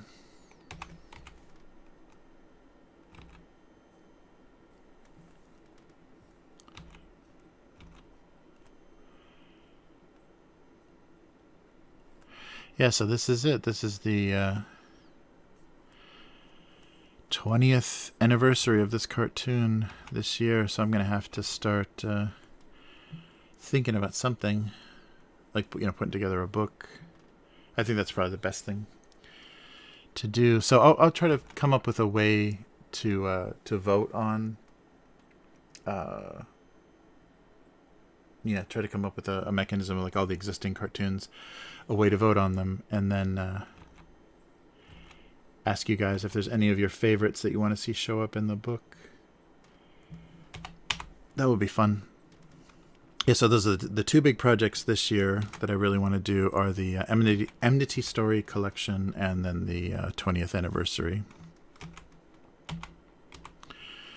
of domestic abuse.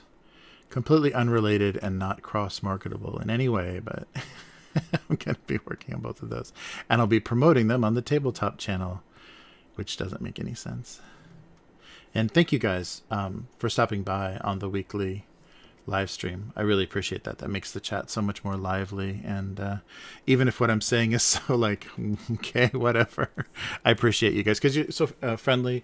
Both Joe and K5 are so friendly in the chat, and it makes new people that are kind of, shy, or what's the word? They're just being overly cautious about participating in a chat. You guys make it real nice and welcome. And also the kind of geek hobby stuff, there is a lot of gatekeeping and a lot of people that are trying to keep other people out. So it's nice to have that. I really appreciate what's going on here.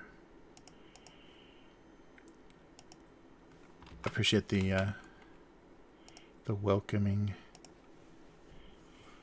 nature you guys have. That helps a lot.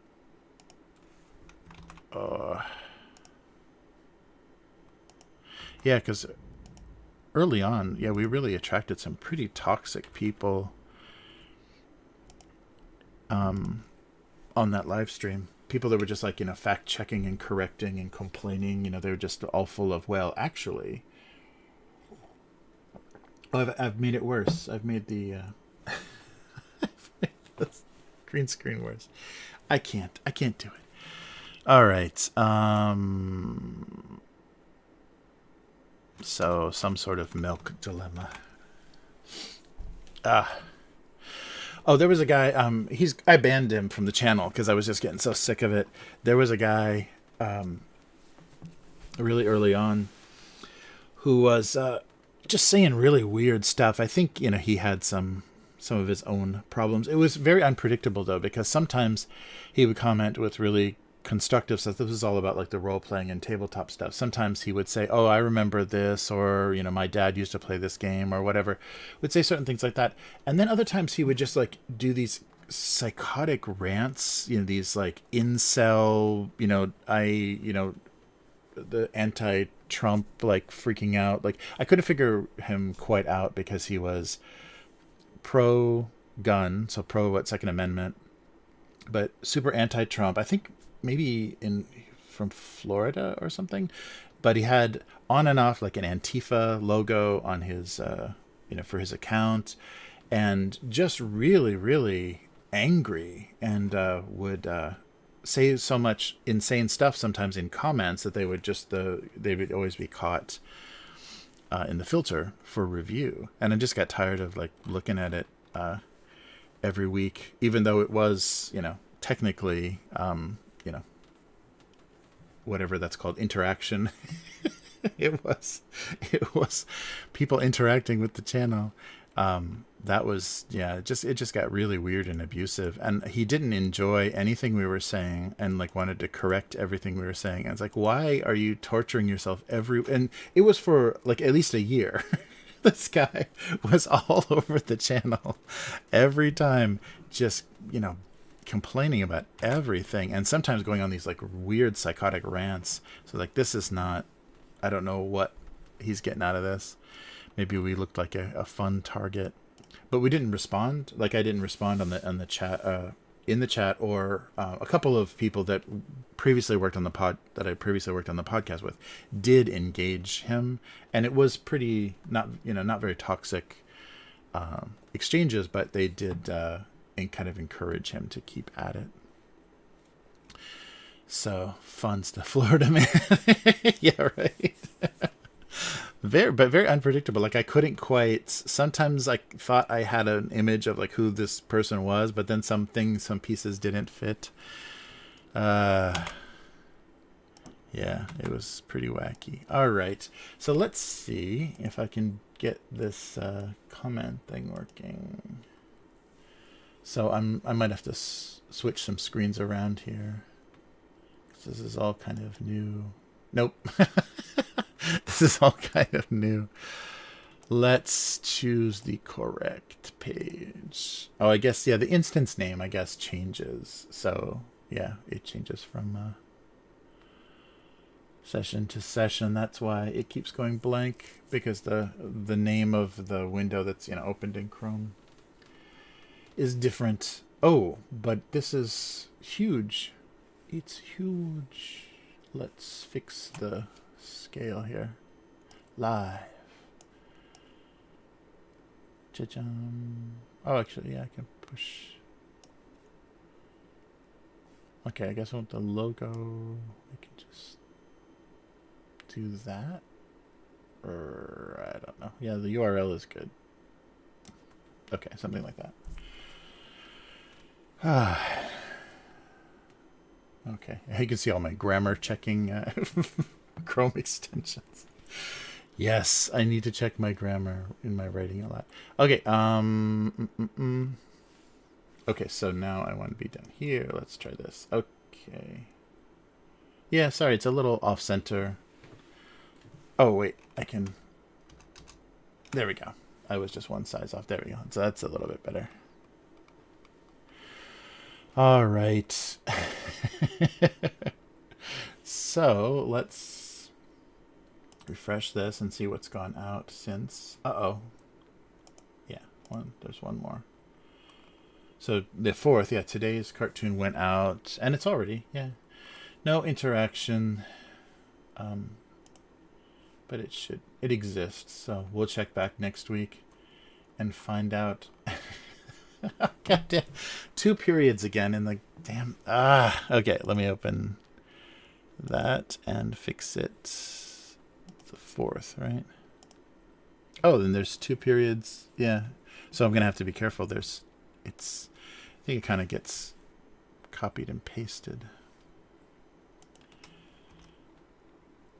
All right.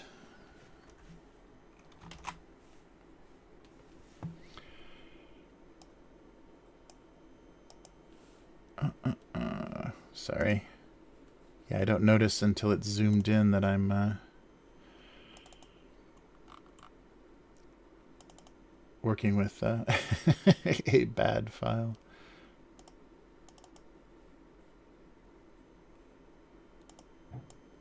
All right. Yes. So let's take a look at the previous. So yeah, December 30th, almost end of the year. So once alone, the last donut hole no longer feared the risks of dunking. One comment. Dunking went only because there was no coffee left to be dunked into. Haha, there's coffee in there, kind of. It looks more like a shadow, huh? Alright. And what was the one before this? The 28th. Oh, post-Christmas. A tagless gift and a nameless tag. Thought that somehow they could make it work. Oh, Ed. Open the gift, find out what's in it, rewrap, tag it to whoever it suits. Problem solved. That's right. Unwrap to find out what something is. And then the log. Oh, yeah, this one got a lot of French log.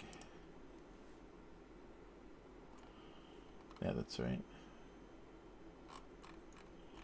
All right, well, enough Christmas cartoons. Let's try some randoms. Hey, unknown girl.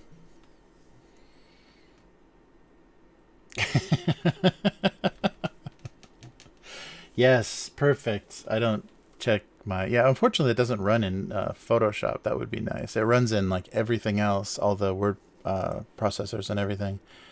But 2 periods never even get caught in the... I guess because it's just a spell check for Photoshop. Adobe doesn't think you'll be writing anything of consequence into Photoshop, which I shouldn't be. There's a nice Sharpie drawing from 2007, 2005 actually, but 2007 syndicated. Oh, no one's seen it for a long time. It was impossible. It was impossible there were this many diseases. So many pills. It's actually not that many pills anymore. There we go. 2015, May. It felt like an incredible value until it was time to squeeze into the cardboard tray. Yeah, they have these weird things in the Japanese movie theaters. These big plastic, like rounded, they're triangular, like they're wider on one end than the other. So the wider end fits like a popcorn bucket. The narrow end fits a drink, and the whole thing goes into the drink holder. All the arms and the movie theater seats have a drink holder, but you put in this big plastic like table swinging thing that's kind of shaped. It's not oval. I don't know what that shape is. It's kind of like a tapering, like a teardrop, like a rounded teardrop. And you put the end with the drink into the drink holder, and it sits pretty deeply. So then you have this little hinge of a little table. I'm not demonstrating that you can pull back and forth. And in that little tray, they put all of your, because they serve a lot of like random stuff here, like hot dogs and different kinds of caramel corn and all kinds of nonsense as far as snacks. So it's not as predictable as just like nachos, popcorn, and drinks. So yeah, but there's this weird. So you're carrying out of the movie theater this big plastic tray thing with everything on it. But I think it makes it easier because there'll be staff in a full movie theater. There'll be staff at the exit that'll just grab those from you, so you don't have to like deal with the trash. Yeah, that makes it nice too, because then I think there's a lot less people spilling, full buckets of popcorn and stuff, because you're not holding a popcorn on your lap and a drink.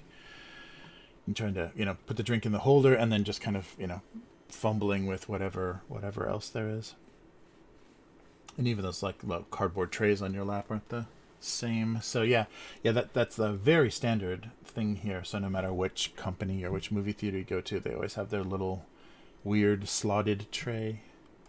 And they all became family alike from 6 years ago. So, oh yeah, they found the girl of value. I like a giant sweaty soda. All right. So 2012, April 10th. Her insufferable clinginess hurt his job performance. Clinginess. I bet that's a Y. Is it a Y? Could be. But yeah, that still looks like a Sharpie. Yeah, 2012. Yeah, definitely still Sharpie days. All right, 2015. Yeah, this looks... I can't tell. It might be early digital drawing. Springtime was inevitable once the Japanese cookie sticks turned pink. I don't know how that's gonna... Oh, there's a bunch of comments, though. Strawberry Pocky.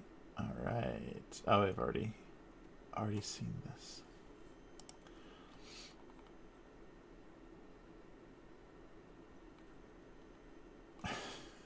Embarrassed. Black Sesame.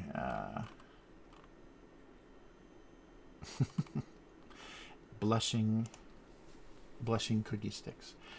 All right. Oh, there we go. There's one with some drama. It's a 2016 January. Once dropped, everything felt like garbage and undeserving of being picked up. I think that's supposed to be money too, so even the money. I don't know what this is, like a blue Solo cup, a mixing bowl full of popcorn, and money.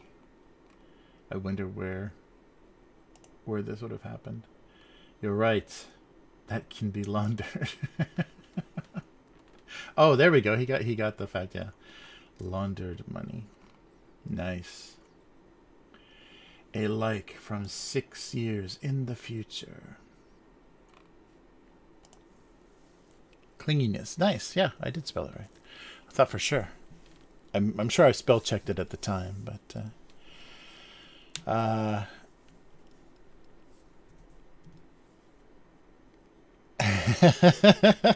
Yum is the popcorn holder of the group.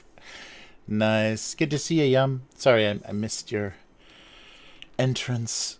Oh, yeah. Too busy reading my old cartoons. Oh, man.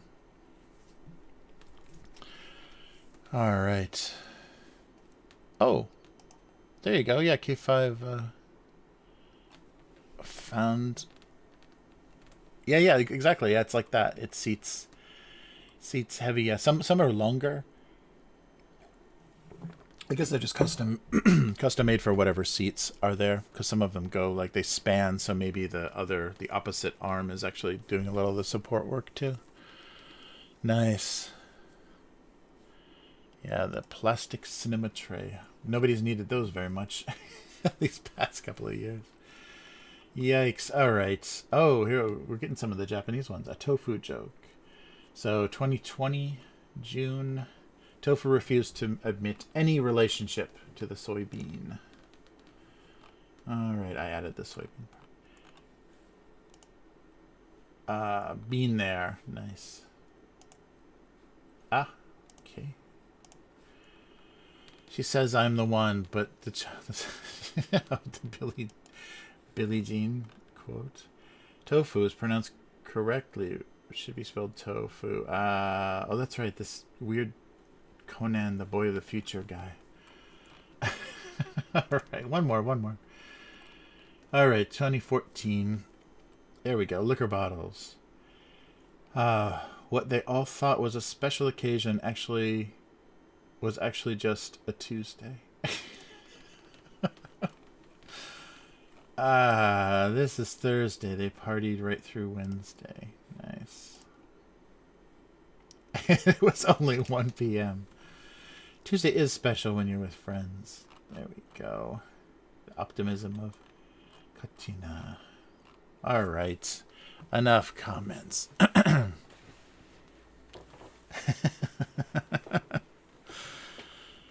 Nice.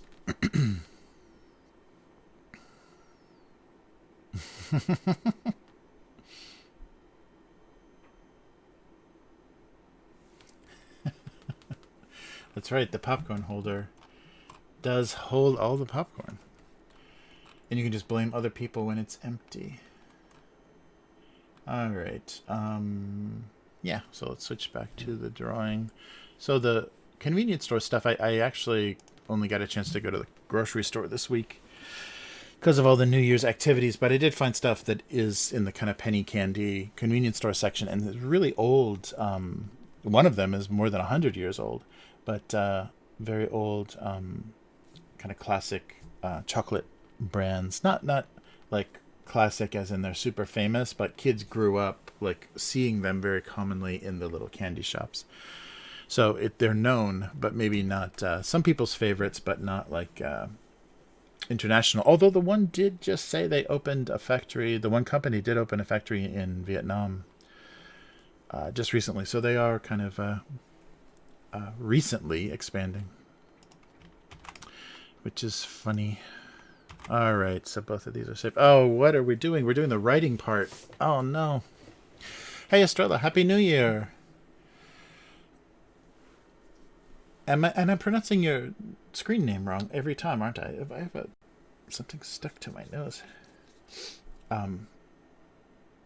Is it Estrella? Because I did take some high school Spanish, but totally forgot. My double L sound. Oh, wow. Theater popcorn in the freezer. That's crazy. Okay. So something about rejecting a type of... Sorry. I think it's just maybe dry. That could be the dry air. So no double period, hopefully. And 2022. Oh, that's right. I'm glad I used the correct file because there was only one from this year so far. All right. So the idea was being ostracized for being like lactose free or soy or something.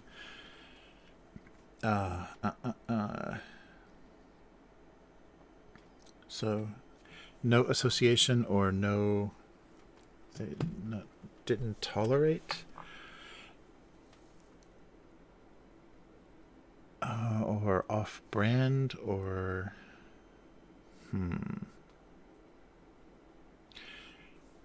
yeah, I don't want to do. I think I've done mostly expiration jokes. Oh, okay. Nice. Wow, that's crazy. Yeah, popcorn in the freezer. I wouldn't have ever guessed. Yeah, the I worked for a short time as a projectionist at a little cineplex, kind of in mall movie theater, and it was amazing the amounts of popcorn they would throw away. Like those big, I don't know what they are. They're like 70 liter, so maybe like 50, 40, 50 gallon trash bags full of popcorn. And because they didn't want homeless people or kids, because it was a university town, they didn't want kids like stealing popcorn that was still edible. They would anytime they swept the floor, so they would throw all the popcorn in a bag and then throw everything they swept off the floor on top of it so that people wouldn't eat it. But I'm sure people just picked around the carpet lint or whatever. But it was very weird. Yeah, there was like because it was a corporate chain. I forget which, maybe Regal Cinema, but I forget which chain it was. But they orders came down from corporate. You can't throw popcorn away untouched in a bag, because if it was made that day, it's just too attractive to whatever they're trying to avoid some lawsuit or whatever.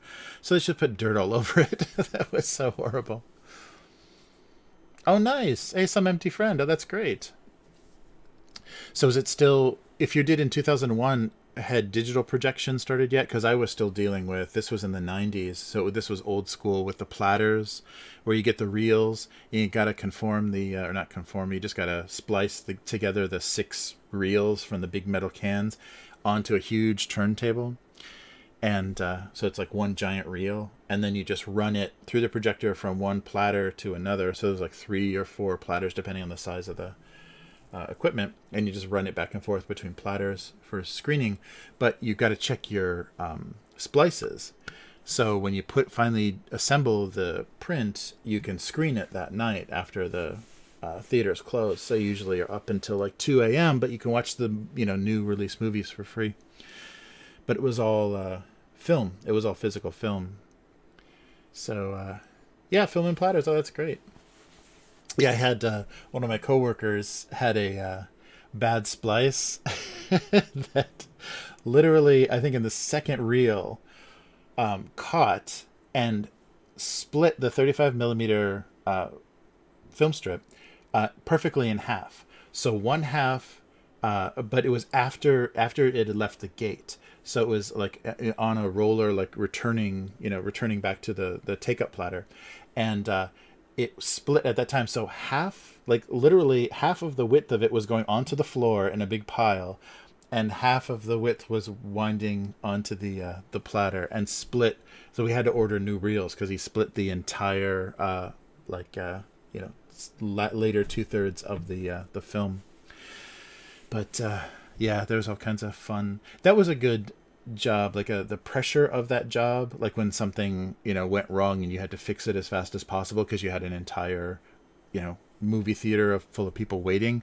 That was good to like really condition yourself to handle like crazy pressure that wasn't like life or death pressure, but you had to just be able to kind of just go cold and just deal with the problem and not think about how many people are like, you fucked up my screening of Batman or whatever. But yeah, that was good for that kind of adrenaline control stuff. Oh man. Yeah, locked dumpsters. That's right. Yeah, dumpsters are all locked. Yeah, it was fun. The other good thing about the crappy multiplex mall movie theaters is they get a lot of promotional stuff. So got a lot of, like, I have an original Pulp Fiction. We didn't even get Pulp Fiction, but they sent us the poster. We had the theatrical poster for Pulp Fiction, so I got like a few like fun things from that time. And it's fun, yeah, because you get sent everything, but you choose what you're screening or not. So you have a lot of posters and things for films that don't even end up at the theater. What a wasteful system. All right.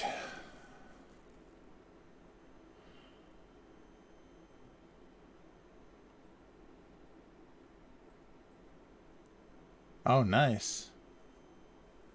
Yeah, if money wasn't a thing, what job would you do? Ooh. Yeah, what's I don't know. I mean, I would definitely want to do something that had huge social benefit because, I like the communication of doing cartoons and, videos and live streams and stuff. I like connecting with people, but if it wasn't, if there was no, if I didn't have to worry about living off of it, I would definitely want to do something where it was just building houses for people, or doing soup kitchen or something where like you actually felt an effect, like you felt like you didn't have a career, you didn't have a portfolio, you didn't have anything, but you were actually doing good, like you saw every single day that you had some positive effect on the world. I think that's a much more satisfying way to live, and unfortunately you can't live doing that. Usually you have to volunteer to do that.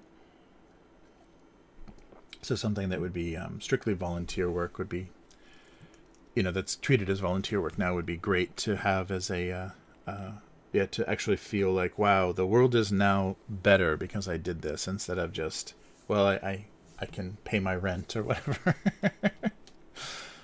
uh,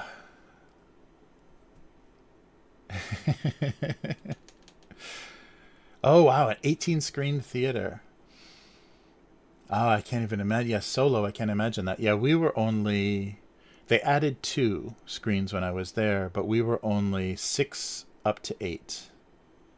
Yeah, 6 up to 8. And the new theaters they did were horrible. The screens were so small, and you could just tell compared to the older equipment that they just like went as cheap as possible. And even the materials for the new seats and the new interior sound acoustic stuff and everything was just trash. It was really, really, but they had to, I guess they had to cut as many corners as possible, because the sad thing about the movie theater business is you realize you're this like horrible ass end of the movie of Hollywood. And so you get treated the worst, and you have to do the most kind of desperate things. Like the last thing you want to do is renovate a movie theater, because you're just barely making a profit anyhow, and all you're doing is like selling snacks for the money. And I forget what the actual term was, but it was like the first 2 weeks, I think. The studio took the majority of the ticket sales. So for the opening weekends, when all of your employees are getting their asses kicked in, it's like so many people and it's such chaos and the toilets are overflowing, and things happen at the concession stand that are just a nightmare. All of that really stressful time, the theater isn't even making money off of all those ticket sales. The studio takes most of that, and then I think the longer the film runs, the proportion changes, the split changes for ticket sales, and then the longer a movie stays, the more the theater makes. But movies left so quickly that I forget how long it was. There was like some kind of period though where the split was really bad, like 80-20 or something really trash. And so during your busiest times, you're making the least amount of money. So yeah, so that's and that's why it's become like concession prices are so crazy, and why they want to stop outside food and everything as much as possible, because movies leave so soon that nobody gets, like, I remember movies staying for almost a year in theater sometimes. So that must have meant, if that was still the deal, that was how the contract worked back then, that the movie theater would have a few months of really good profit, because movies had legs and people wanted to see them multiple times. It's crazy. Yeah. Yes. Oh, that would be so good. I would be so fat too, because that's all I would do is eat American breakfast for every meal. Uh, that would be great. And I can draw on the side. I can put all my domestic abuse artwork on the outside, because I draw enough breakfast food. Okay, so uncomfortable with the idea. Okay.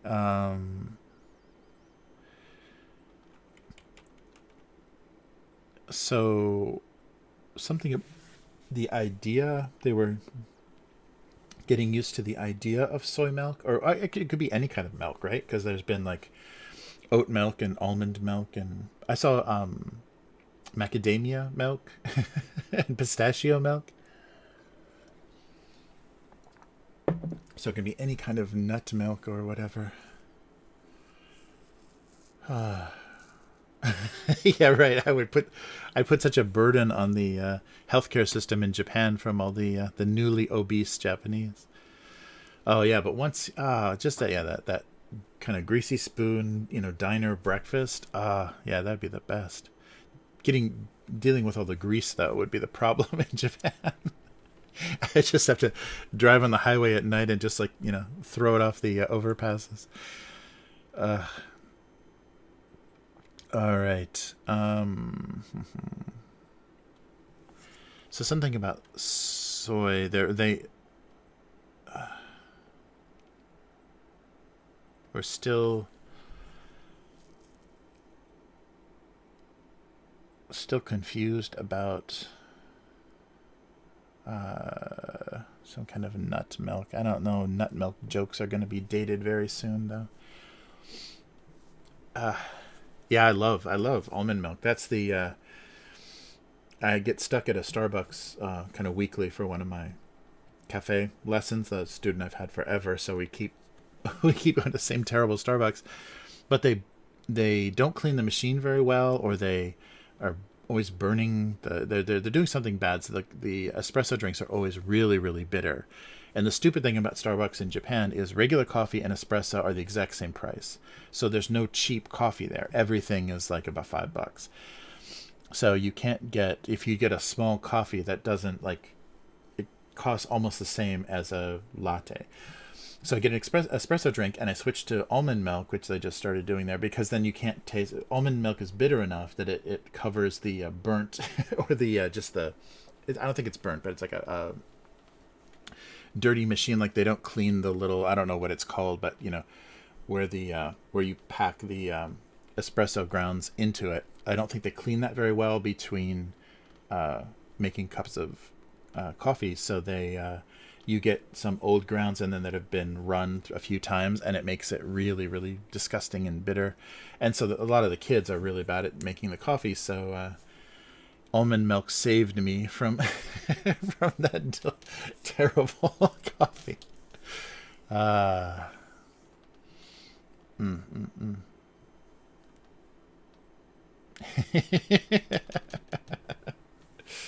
Yeah, but almond milk is, yeah. There's a lot of good stuff for that, and there's some amazing Japanese soy milk too, because a lot of soy milk, especially like the healthier ones, or the health.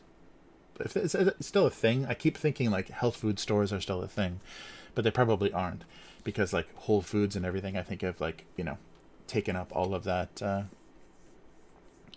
kind of product. But the real thick kind of, it's got some of the skin or some of the, it's a real lumpy kind of soy milk. That kind of soy milk exists here, and I guess it's healthier. But they also have a very nice filtered, very, very, kind of naturally sweet, clean soy milk that tastes really good with as a substitute for just about anything. So you don't even think soy. You don't get that bean, taste when you're drinking it. It's really, really well. Like the tofu here. Like some of the tofu is just it's like custard pudding or whatever. It's so smooth and so perfect, and you don't have that chunky, kind of heavy texture tofu. So the soy milk is the same here. So there's really good soy milk in Japan. Of course, Starbucks doesn't use the good soy milk, so that's why I'm doing the almond milk. All right.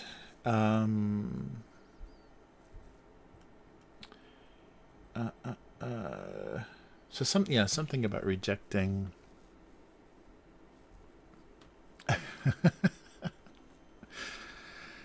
So feeling rejected. So soy milk was used to the rejection. Soy milk had gotten. I don't know if that's coming across. Used to rejection, or the suspicion. Maybe suspicion is better.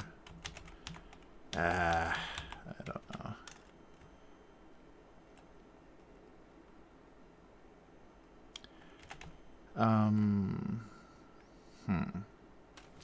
Yeah, there's got to be a better angle with that. Pulpy milk.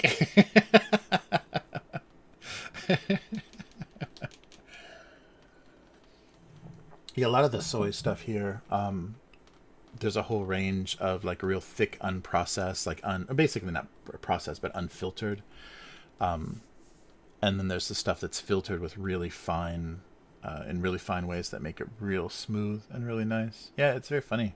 It's a whole. I mean, it's just like, I'm sure Japanese have enough terms for things made of soybeans as Eskimos have for types of snow. But actually, oh, you know what Japan has a ton of is names of rain. I guess because it's like the rainy season is so pervasive in like typhoons and stuff.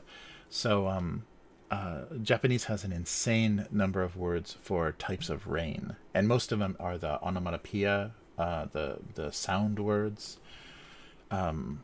So yeah, that's a funny thing about Japan, because the whole country doesn't get snow, but everybody gets rain. Okay, soy milk was here. I'd gotten used to soy milk. Yeah, maybe not staring off. There's something that's not making a lot of sense about this visually. I am going to put this chat over here so I can actually see it. There we go.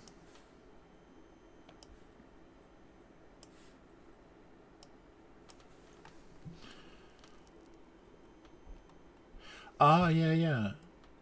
Yeah, something artificial. Nuts. That's awesome. Nuts not having udders.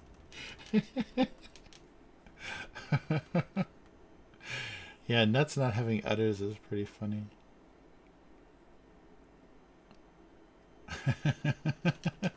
Nuts not having udders. Yeah, they would be much more comfortable with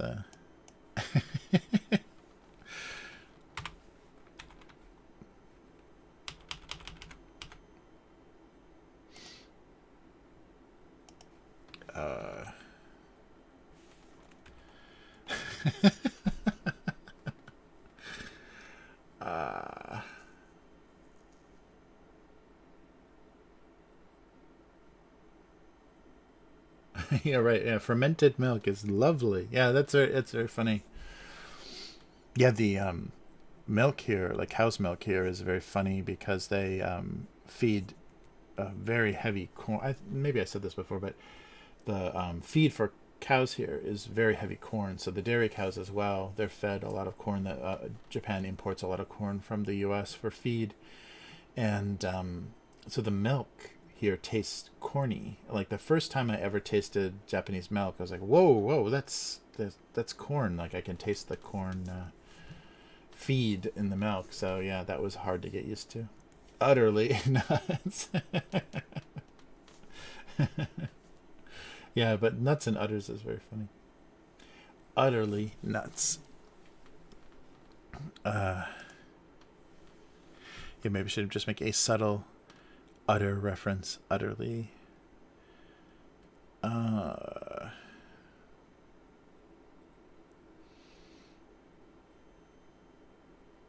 Or just, yeah, being the disappointment of finding out they were soy.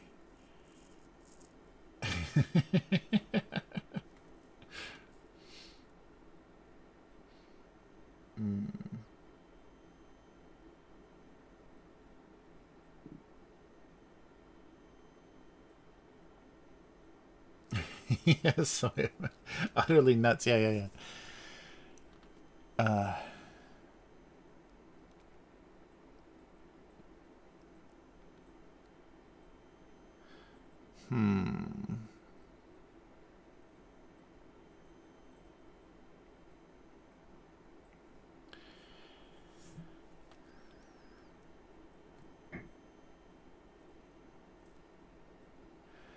So non-dairy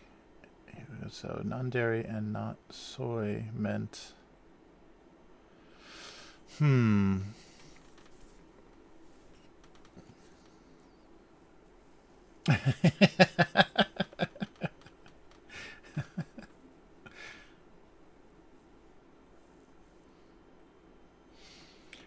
Yeah, utterly.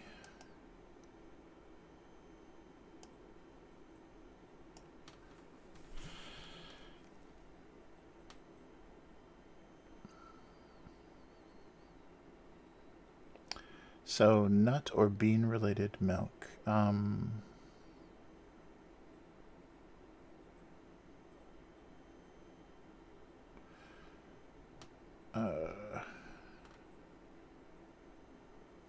So, breakfast was. Oh, this is too long already.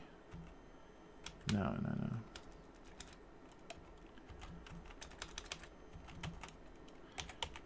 Welcoming to any bean or nut milk. There's no anything in there.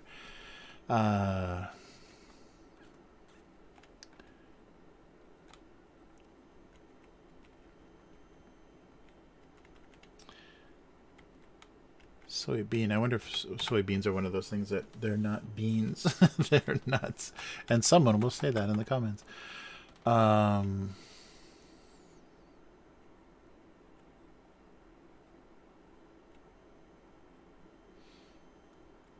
Utterly was utterly unwelcome.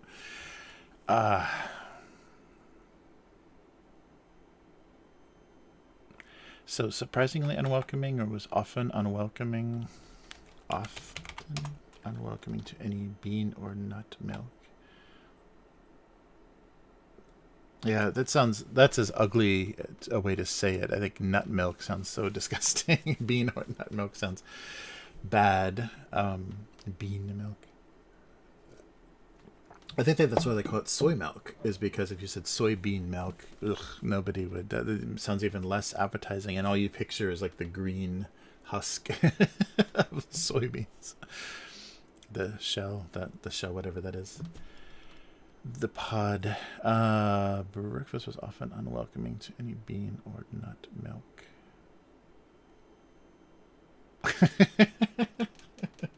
The thought of using soy milk was utterly nuts. Yeah, I want the utter thing is great, but I can't. Utterly is tricky. Utterly nuts.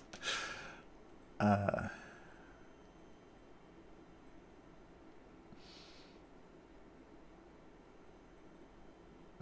this should be the brand of the milk. Utterly nuts.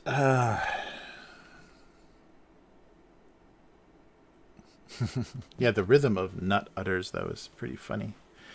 Nut utters. I'm sure that's a Pornhub category. Nut utters. Anyhow, breakfast was often unwelcoming. Okay, I said that. Let's see if we can do utterly, but let's move on to the. Okay, I gotta name it though, right? The sugar bowl was overwhelmed by uncognizable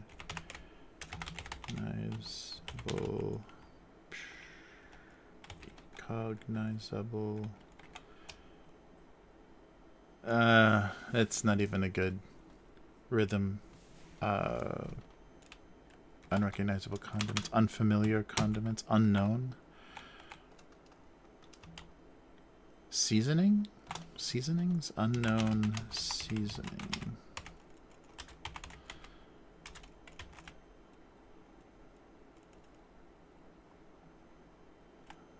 By a table full of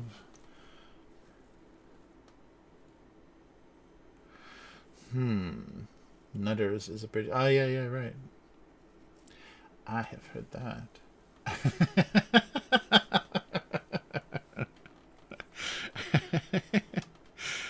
All right. Sugar bowl was Overwhelmed is outnumbered. Unidentified.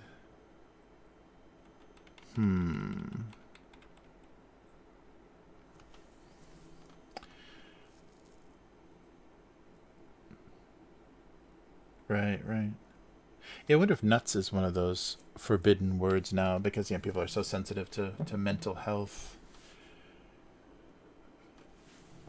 To what's that, neurotypical biases. Can you still be nuts? All right. The sugar bowl was not overwhelmed. The sugar bowl was unidentifiable.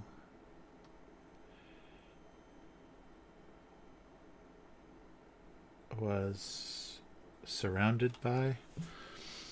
Technically, surrounded by. Was surrounded. Literally, what is happening in the picture, I will write below.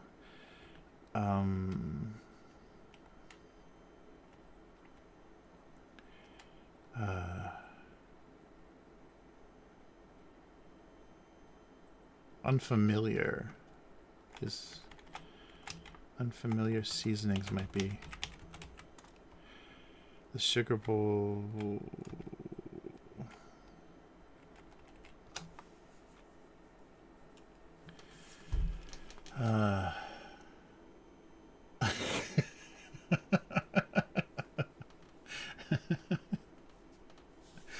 Nice. All right. The sugar bowl. Sugar bowl. Head. It's surrounded by. So had. Let's see. Gotten to know. Became involved with.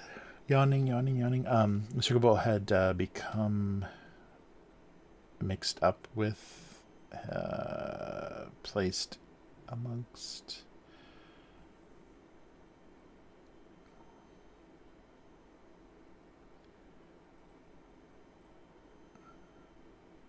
Found.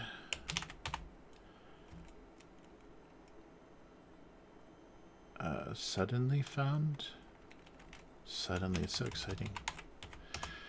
Suddenly found himself. Sugar bowls are usually. I'll just do herself. I usually make sugar bowls female. I don't know why. Right, sugar bowl. I'm calorie and gender biased. The sugar bowl suddenly found herself in a world.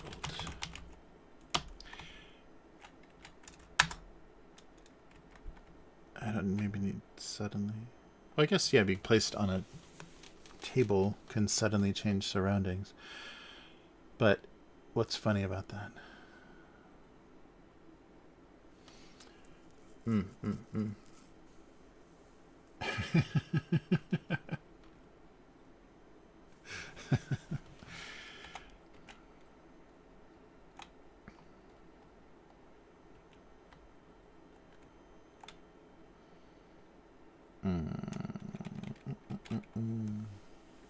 Oh, there we go. Yeah, round things are girls, long things are boys. That's right. Yeah, so simple. Ay.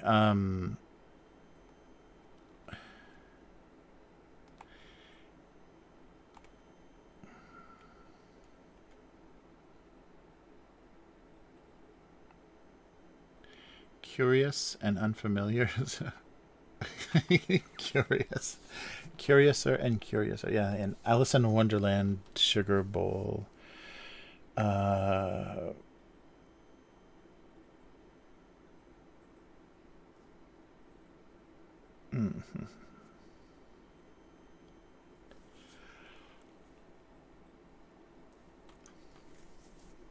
Unfamiliar and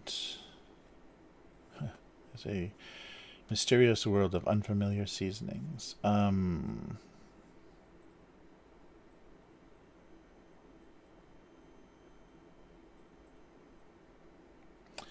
They grow up so fast.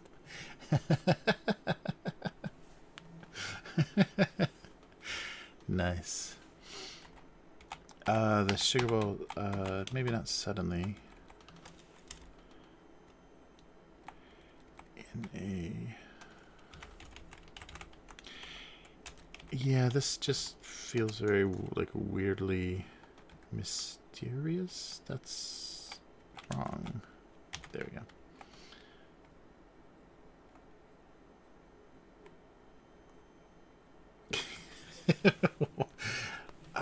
But there's no good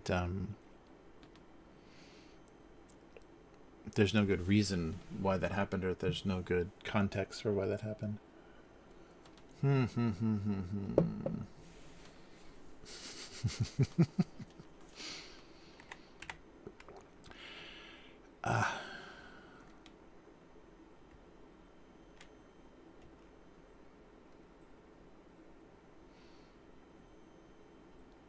Or something about, yeah, a mysterious world where sweetness no longer...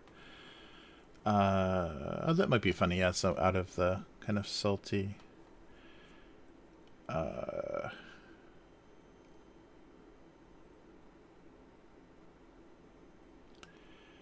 oh, yeah, maybe something like that.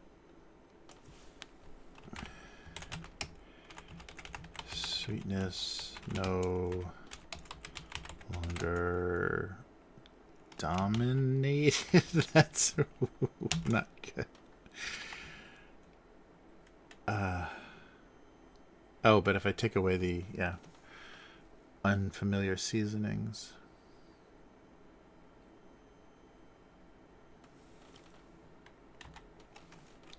Of seasonings where...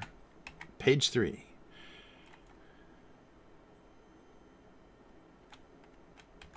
Seasonings. Okay, let's not... A mysterious... Found herself...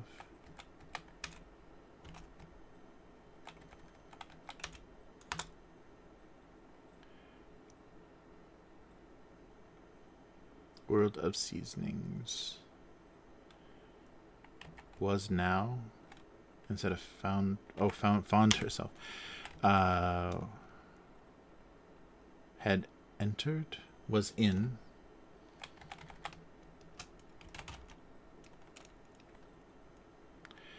It's a new world of seasonings where sweetness no longer dominated.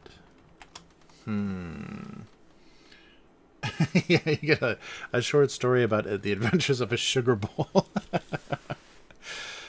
All right. Where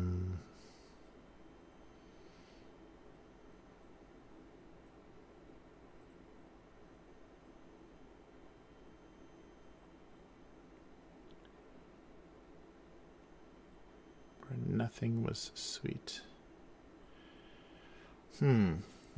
Mysterious sugar bowl. Sweetness no longer ruled the... Yeah. That would be... that's what I'm trying to get at. So mysterious sugar bowl, that sweetness no longer ruled the dinner table. A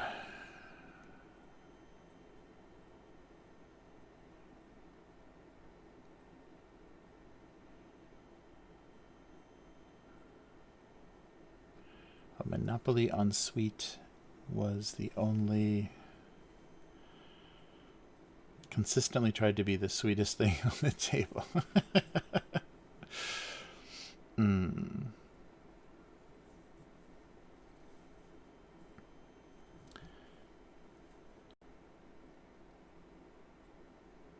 So in unfamiliar lands or on unfamiliar tables, the sugar bowl still tried to remain the sweetest thing. Tried not to lose relevance. Oh no, snack time hasn't happened yet. Yeah, I've got little bits of chocolate, not very big, little penny candy kind of chocolates to show you guys from some very old companies, surprisingly old companies that are still around. And yeah. So I'll eat some chocolate, but I'm all out of coffee, so I don't know how that's gonna go. All right. The sugar was sweet and nothing else was.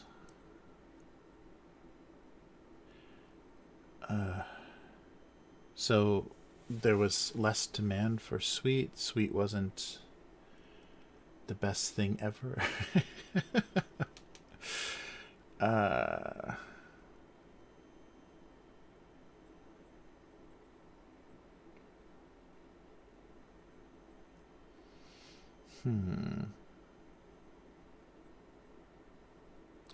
Or alternatives to sweet or opposite of sweet?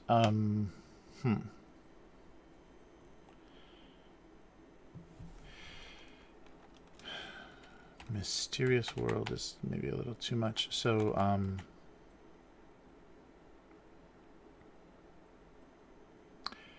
how much less sweet? Tried to remain sweet in a... Oh, maybe, yeah, something like that. Tried to remain sweet in a...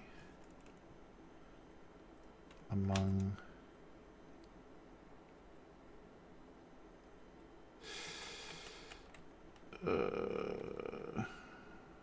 among the unfamiliar seasonings. I almost did. Oh, that's why I do double period all the time, because it's off the screen. Sugar Bowl tried to remain sweet in among. Amongst. amongst. Tried to remain sweet among the...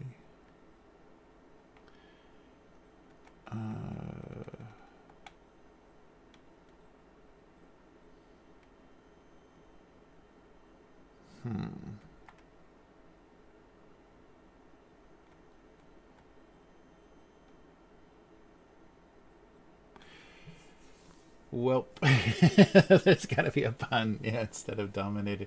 Yeah, I think dominated was a little too over the top. Yeah, and the sodium. Oh, that's good. That's good. Yeah, maybe the competition of sweet and salty, because you can just, kind of guess that other things could be. Everything was salty.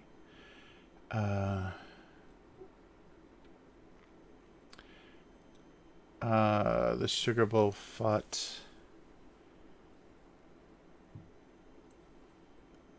a lonely battle. The one opponent, the single,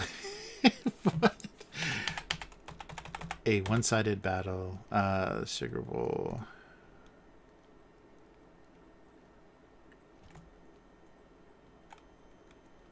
was outnumbered. Outnumbered the battle. This might be close. Battle of sweet versus salty, or savory. In the battle of sweet versus salty. Outnumbered, numbered.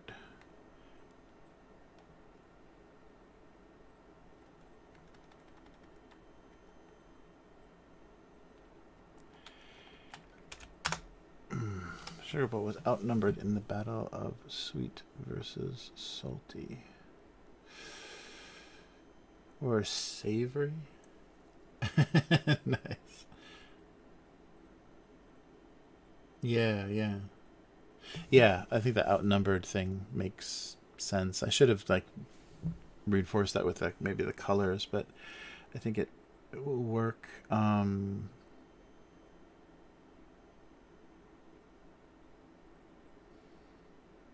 Maybe make it something eternal battle, something a little sillier and more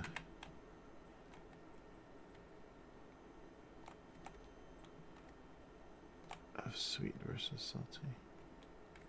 Was vastly outnumbered. Yeah, so that's making it was vastly outnumbered in the eternal battle of sweet versus salty, with only honey as reinforcement.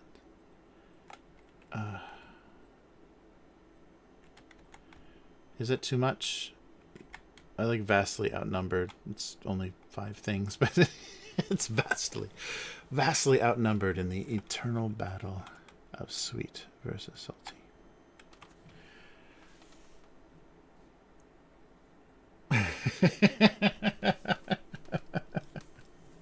Nice. Something like that. I like the stupid, heroic tone of nothing. The sugar bowl was vastly outnumbered. Is that an extra space? No. In the eternal battle of sweet versus salty. I think I've had eternal battles before. And let's see what this one was. Breakfast was often unwelcoming to any bean or nut milk. Okay, that's fine. Bean or nut milk is ugly enough. Milk couldn't come from a bean or a nut. All right, I think that works.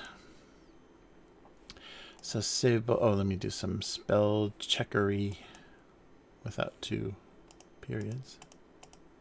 Breakfast was often unwelcoming to any bean or nut milk. Any milk of nut or bean. And the sugar bowl was vastly... It doesn't mind outnumbered. Good. Sweet versus salty. Alright, I'm sure maybe savory would be better. Oh, sugar was forever. Oh, that's really good. Oh, that's really good. Yum, that's too good.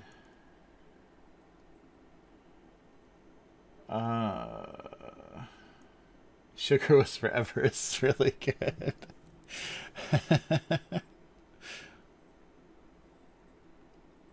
And I like the way that they're looking at the sugar and it's just looking at the camera.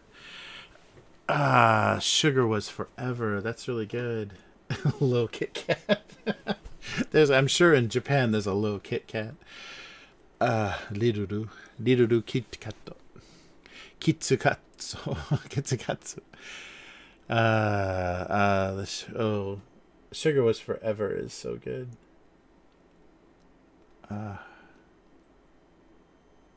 Okay, I'm stealing that, Yum. So you're gonna have to get some credit in the anniversary book.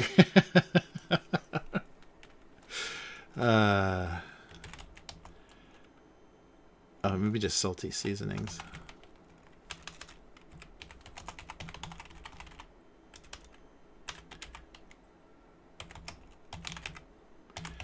Come and go. But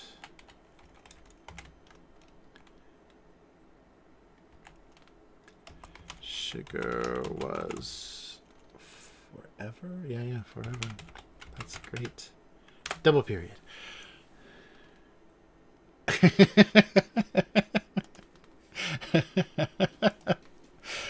Sugar was forever. I wonder if it's...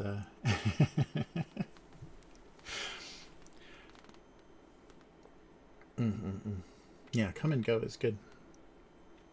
Salty seasonings would come and go, but sugar was forever. The eternal sugar bowl.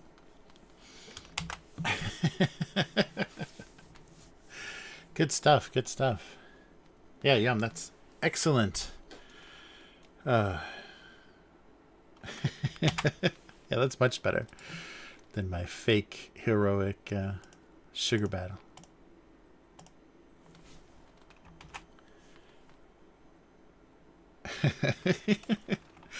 They all admire the sugar bowl. Okay, I think that works, and it's looking like the older cartoons again because of the change in tablet. All right, so we're good. So I already checked this one. Let me just double check this one. Was forever. Oh, that's so good.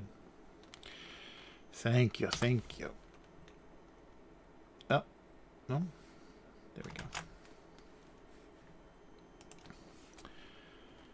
go. Wow, 2022. That's insane. There's no way that I would have ever thought I could do this this same cartoon for 20 years. I mean, just because all my other creative work, like it had such a time limit to it. Like always, it was a technology or a style of something, or like any commercial work, like mobile game stuff or whatever. That all just like goes away. Flash animation doesn't even exist anymore. Yeah, all that stuff just goes away. That's funny. But webcomics are forever. Nice. Hey, Robbie, how's it going? Oh, Sweet Spot for Sugar is good too. Yeah. Yeah, the eternal sweet tooth. Nice. Oh, sorry. Yeah, sorry. We just finished up. Yum put the bow on that last one. That was good. Really good. All right. How about some tiny chocolates? Or not tiny, but very inexpensive. Convenience store time.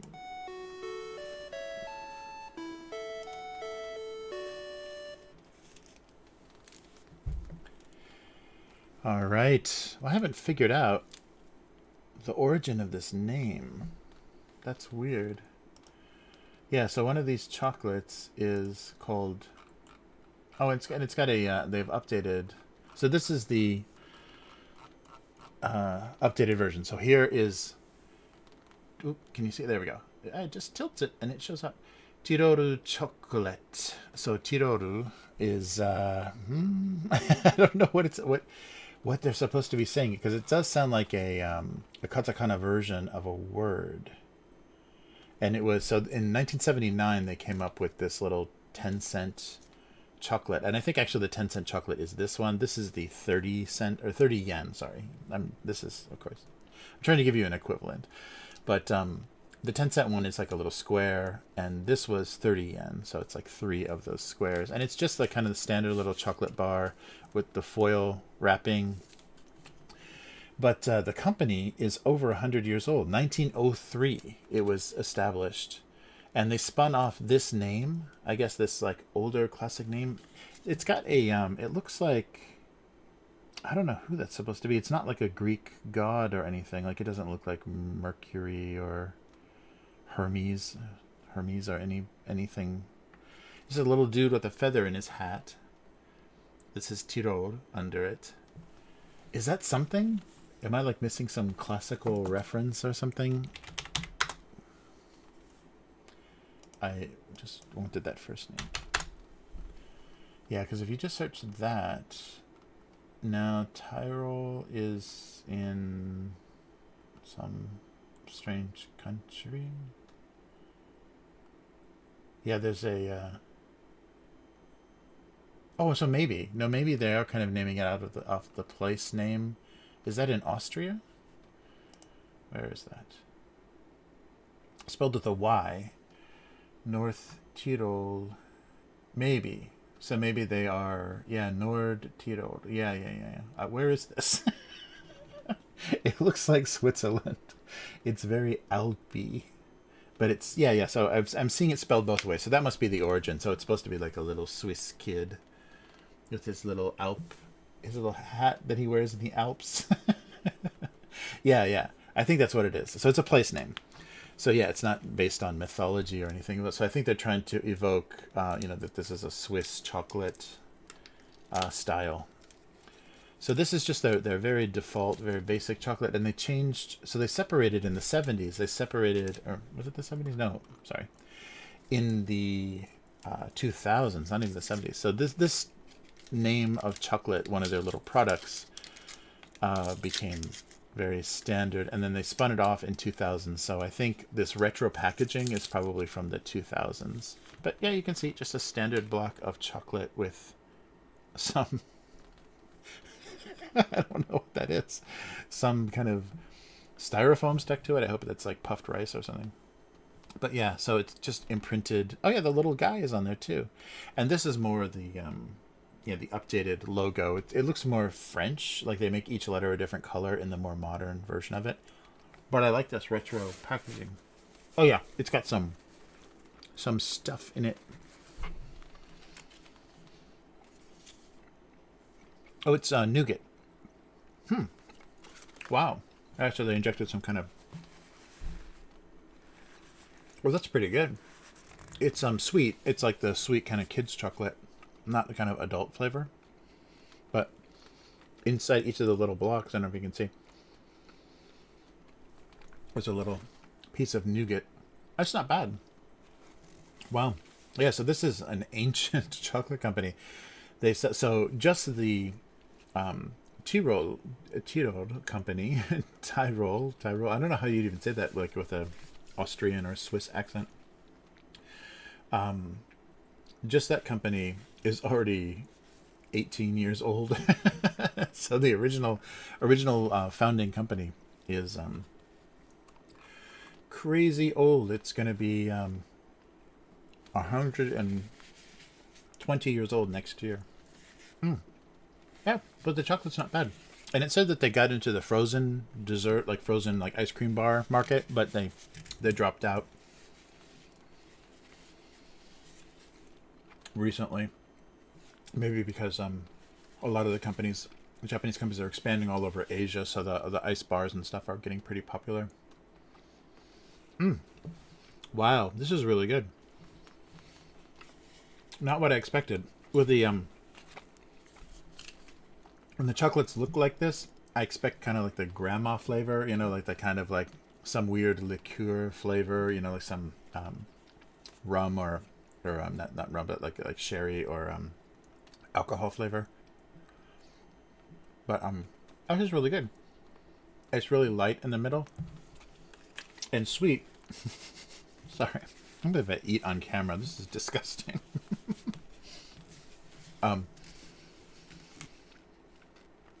Yeah, it's really good. So they have a little square version of this that's only 10 yen, so it's like crazy cheap chocolate. And but they do a colorful. I've seen them also do a drink. So they've got like a chocolate cocoa drink that's basically flavored the same way. So maybe like a little creamier chocolate, but the updated look of the logo is a weird rainbow color, but it's good. It's really good. Not a disappointment at all. I expected the old style would always have some strange, it's got like a hard toffee or some crazy grandma style thing in there. All right, so that was the Tyrol chocolate. So I think based on the well, it looks like somewhere in the Alps, so German or Swiss. It does Austrian Tyrol. So maybe it's the name of the mountain range, but it's spelled with a Y, a Y and an I. Austria. Yeah, it's Austria. It's very beautiful. All right, and the second one I have for you is Sequoia. So I think Sequoia got bullied out of the market by Kit Kat just because of the kind of sound of that name, and that it meant what is it? You can win, or you will prevail. So Kitokatsu sounds like encouraging words, and so that company went crazy in Japan, and now you have the green tea Kit Kat and everything else. But this is a similar, if you can see. So Sequoia is by the Furuta chocolate. It's only around from the 50s, but you can definitely see that in the look of their packaging. It's very 50s old style. But there you go. It's like a little wafer inside, so very Kit Kat. And I think they probably just got dominated out of the market because Kit Kat came later, but it was kind of the cool foreign thing, but also culturally kind of got some good traction in America, because you bought, students were graduating, your aunt or your uncle would get you like a little box of Kit Kat, and there was a little space to write a message to you because it was a sign of encouragement. So this is the milk chocolate version. And I think there's a couple of other. They do some other flavors, but not like as crazy. Oh, and it's got a like a tree texture. See, like a little piece of wood. Hence the sequoia. Little Kit Kat. Oh no, little Kit Kat. So this is technically the little Kit Kat, and I'm tearing the packaging up so I can't read it. Brilliant. But let's give this a shot. Oh yeah, it's a little Kit Kat. That's for sure. But because it's only the 2 layers, it's much more chocolate. So Kit Kat, it's much better chocolate. Kit Kat chocolate is so waxy. I think that's how it can hold all those flavors. But yeah, the chocolate is really smooth, and there's more of it because there's only 2 little cookies. So it's not so overwhelming. Like Kit Kat feels like just eating a cookie. It's not, it's not as much of a candy bar. And this is definitely a candy bar. This is really good. So if you're looking for that little Kit Kat and you don't want to support the monster that is Kit Kat candy bars. I don't even know who distributes those. These are really good. Yeah, very nice. Let me see what the other flavors were. They did. So they do a chocolate strawberry, chocolate almond, a gross kind of old lady flavor, like a fruit cake flavor they call Mirage. Mirage is a rum. Yeah, it's a rum flavor. Ugh. Yeah, there's some of those. Be careful. Anytime you see a little like liqueur glass or brandy glass and grapes on the front of a candy bar, that means it's full of rum or some kind of like cheap liquor inside. I don't know who likes those. I think just old people. Yeah, this would be an easy thing to include. I really want to figure out a way to do that. I don't know if there's anybody that I can talk to that has a business that does that sort of thing. Okay, the packaging is pretty terrible though. It's not usually they're really conscious of very easy to open and keeping your hands clean, and this one you just have to pull out and it's melting everywhere. Oh, so there we go. See, look how melted it is just from me holding it for a little bit through the paper and talking. So Kit Kats don't do this. Kit Kats almost don't melt because they're really waxy. So that's a huge difference in like the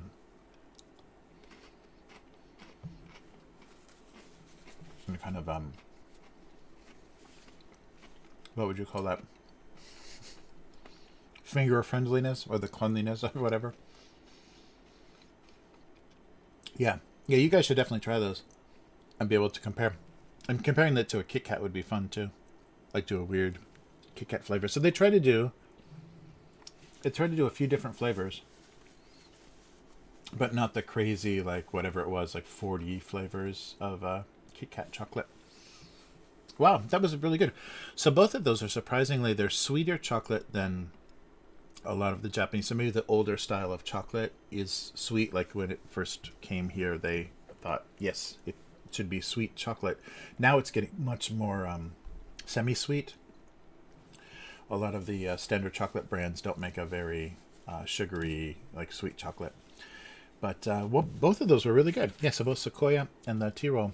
But the nougat flavor was not bad, like sometimes it could be. And the totally shredded Sequoia wrapper, it's weird. So it's a piece of foil wrapped with like with a piece of plastic. So it doesn't really have any good insulation. Like the heat of my hand like started to totally melt it inside the package.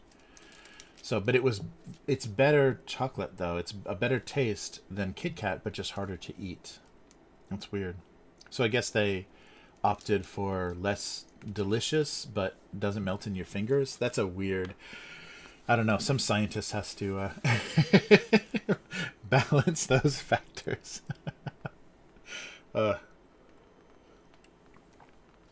Wow. So that's good. Both of those are wonderful.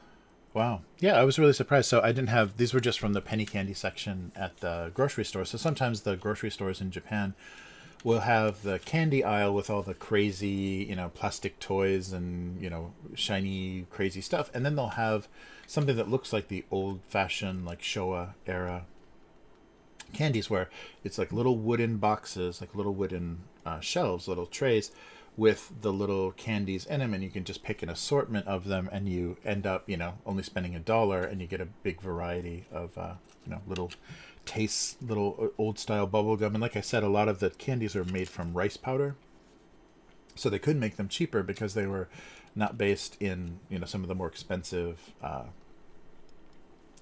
binders or whatever the base material. So the rice powder made them cheaper, so you could buy more for your 100 yen. But yeah, that would be fun. It'd be fun to do a bunch of different tastes. And I think as long as I stuck to snacks and chocolate and like stayed away from meat and anything that might have like import restrictions, it might be good. Yeah, it's going to take some calculating to make it reasonable though, because just the quick kind of calculating that I did for last year, it was going to be like $50, and I don't know which way is good to split that, and that's a lot to ask just to try some Japanese sweets. It's crazy, but yeah, but very fun. But we will figure out something, even if I can find an importer that already has like stock in America, and then I can put together something from them. That might be the best thing to do to avoid me actually physically shipping stuff. Like I'd like to, like I'd physically ship you my books or whatever, because I know what to expect for that. But as far as food and stuff, that gets so unpredictable, country to country, it can be a little bit more unpredictable. Oh man, good stuff. Mailbox manufacturer. Oh, really? Oh, thanks. K5, that's really cool.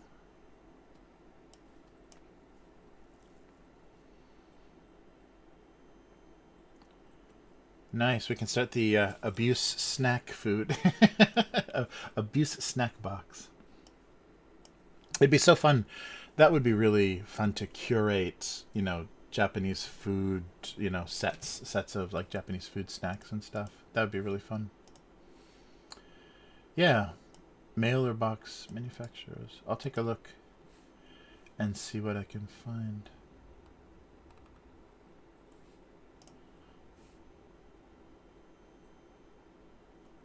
Yeah, that would be ideal. Like stuff that wouldn't break, that was already kind of packaged well enough.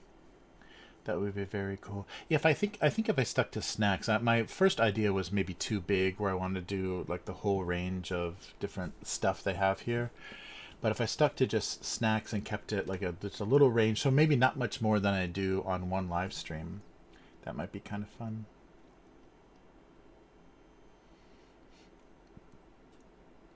Oh, nice, nice.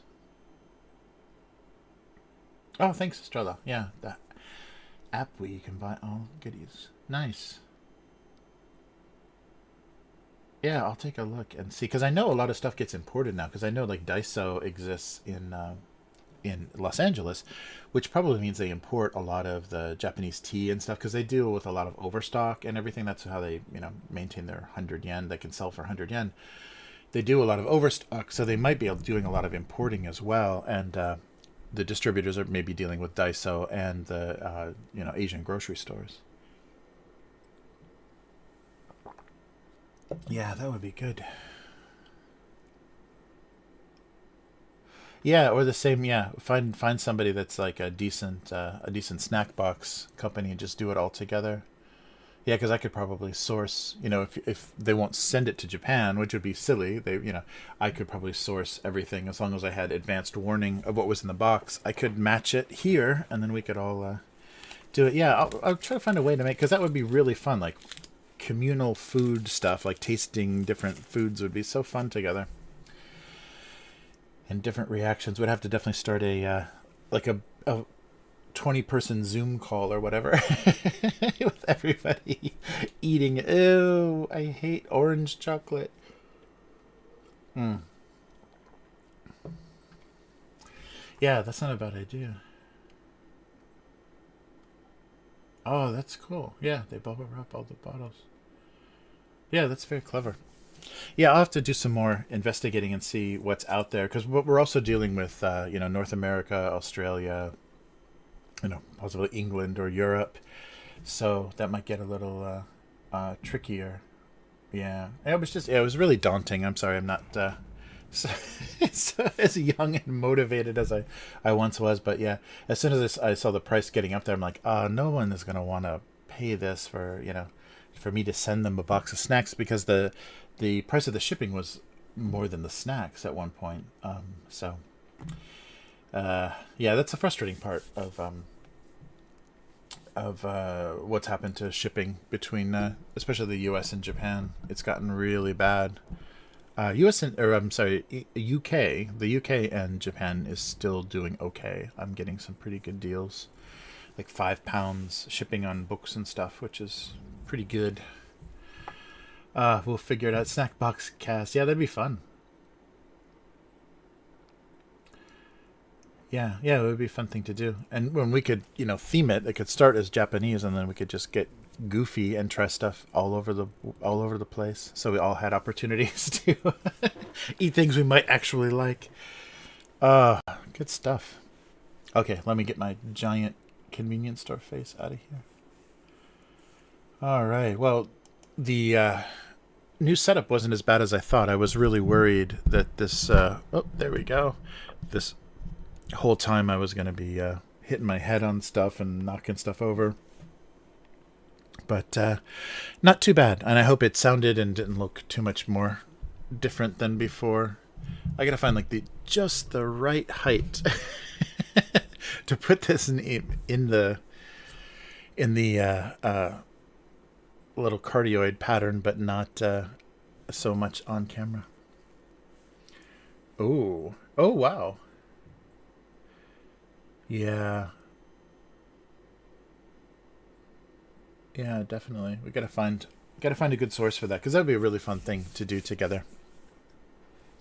Instead of just watching me stuff things in my mouth and saying, yes, this is good, or no, this tastes terrible. We can come up with a consensus. And it'd ruin everybody's dinner or sleep or diet or whatever. Yeah. No, that's fun. We got to do that. I just got to find out a reasonable way that everybody can participate, and it's not just people that have a lot of money for snacks. Because I'm spending 30 yen on snacks. All right, so that will do it for this week. I'll get these uploaded so I don't forget. But if this is the first time watching the stream, we do this every week, and I draw the 2 cartoons that are posted on gocomics.com Tuesday and Thursday in North America, and that's gocomics.com/domestic abuse, just like the title in the corner there. Oh, I almost pointed correctly in the title in the corner. And it's been 20 years of this cartoon, so there's thousands, literally, of this cartoon, all of varying varying quality. You'll hit some streaks where I was really really doing well, and some others where maybe the cartoon lost its edge for a little bit. But yeah, so please take a look at that if you want to see more.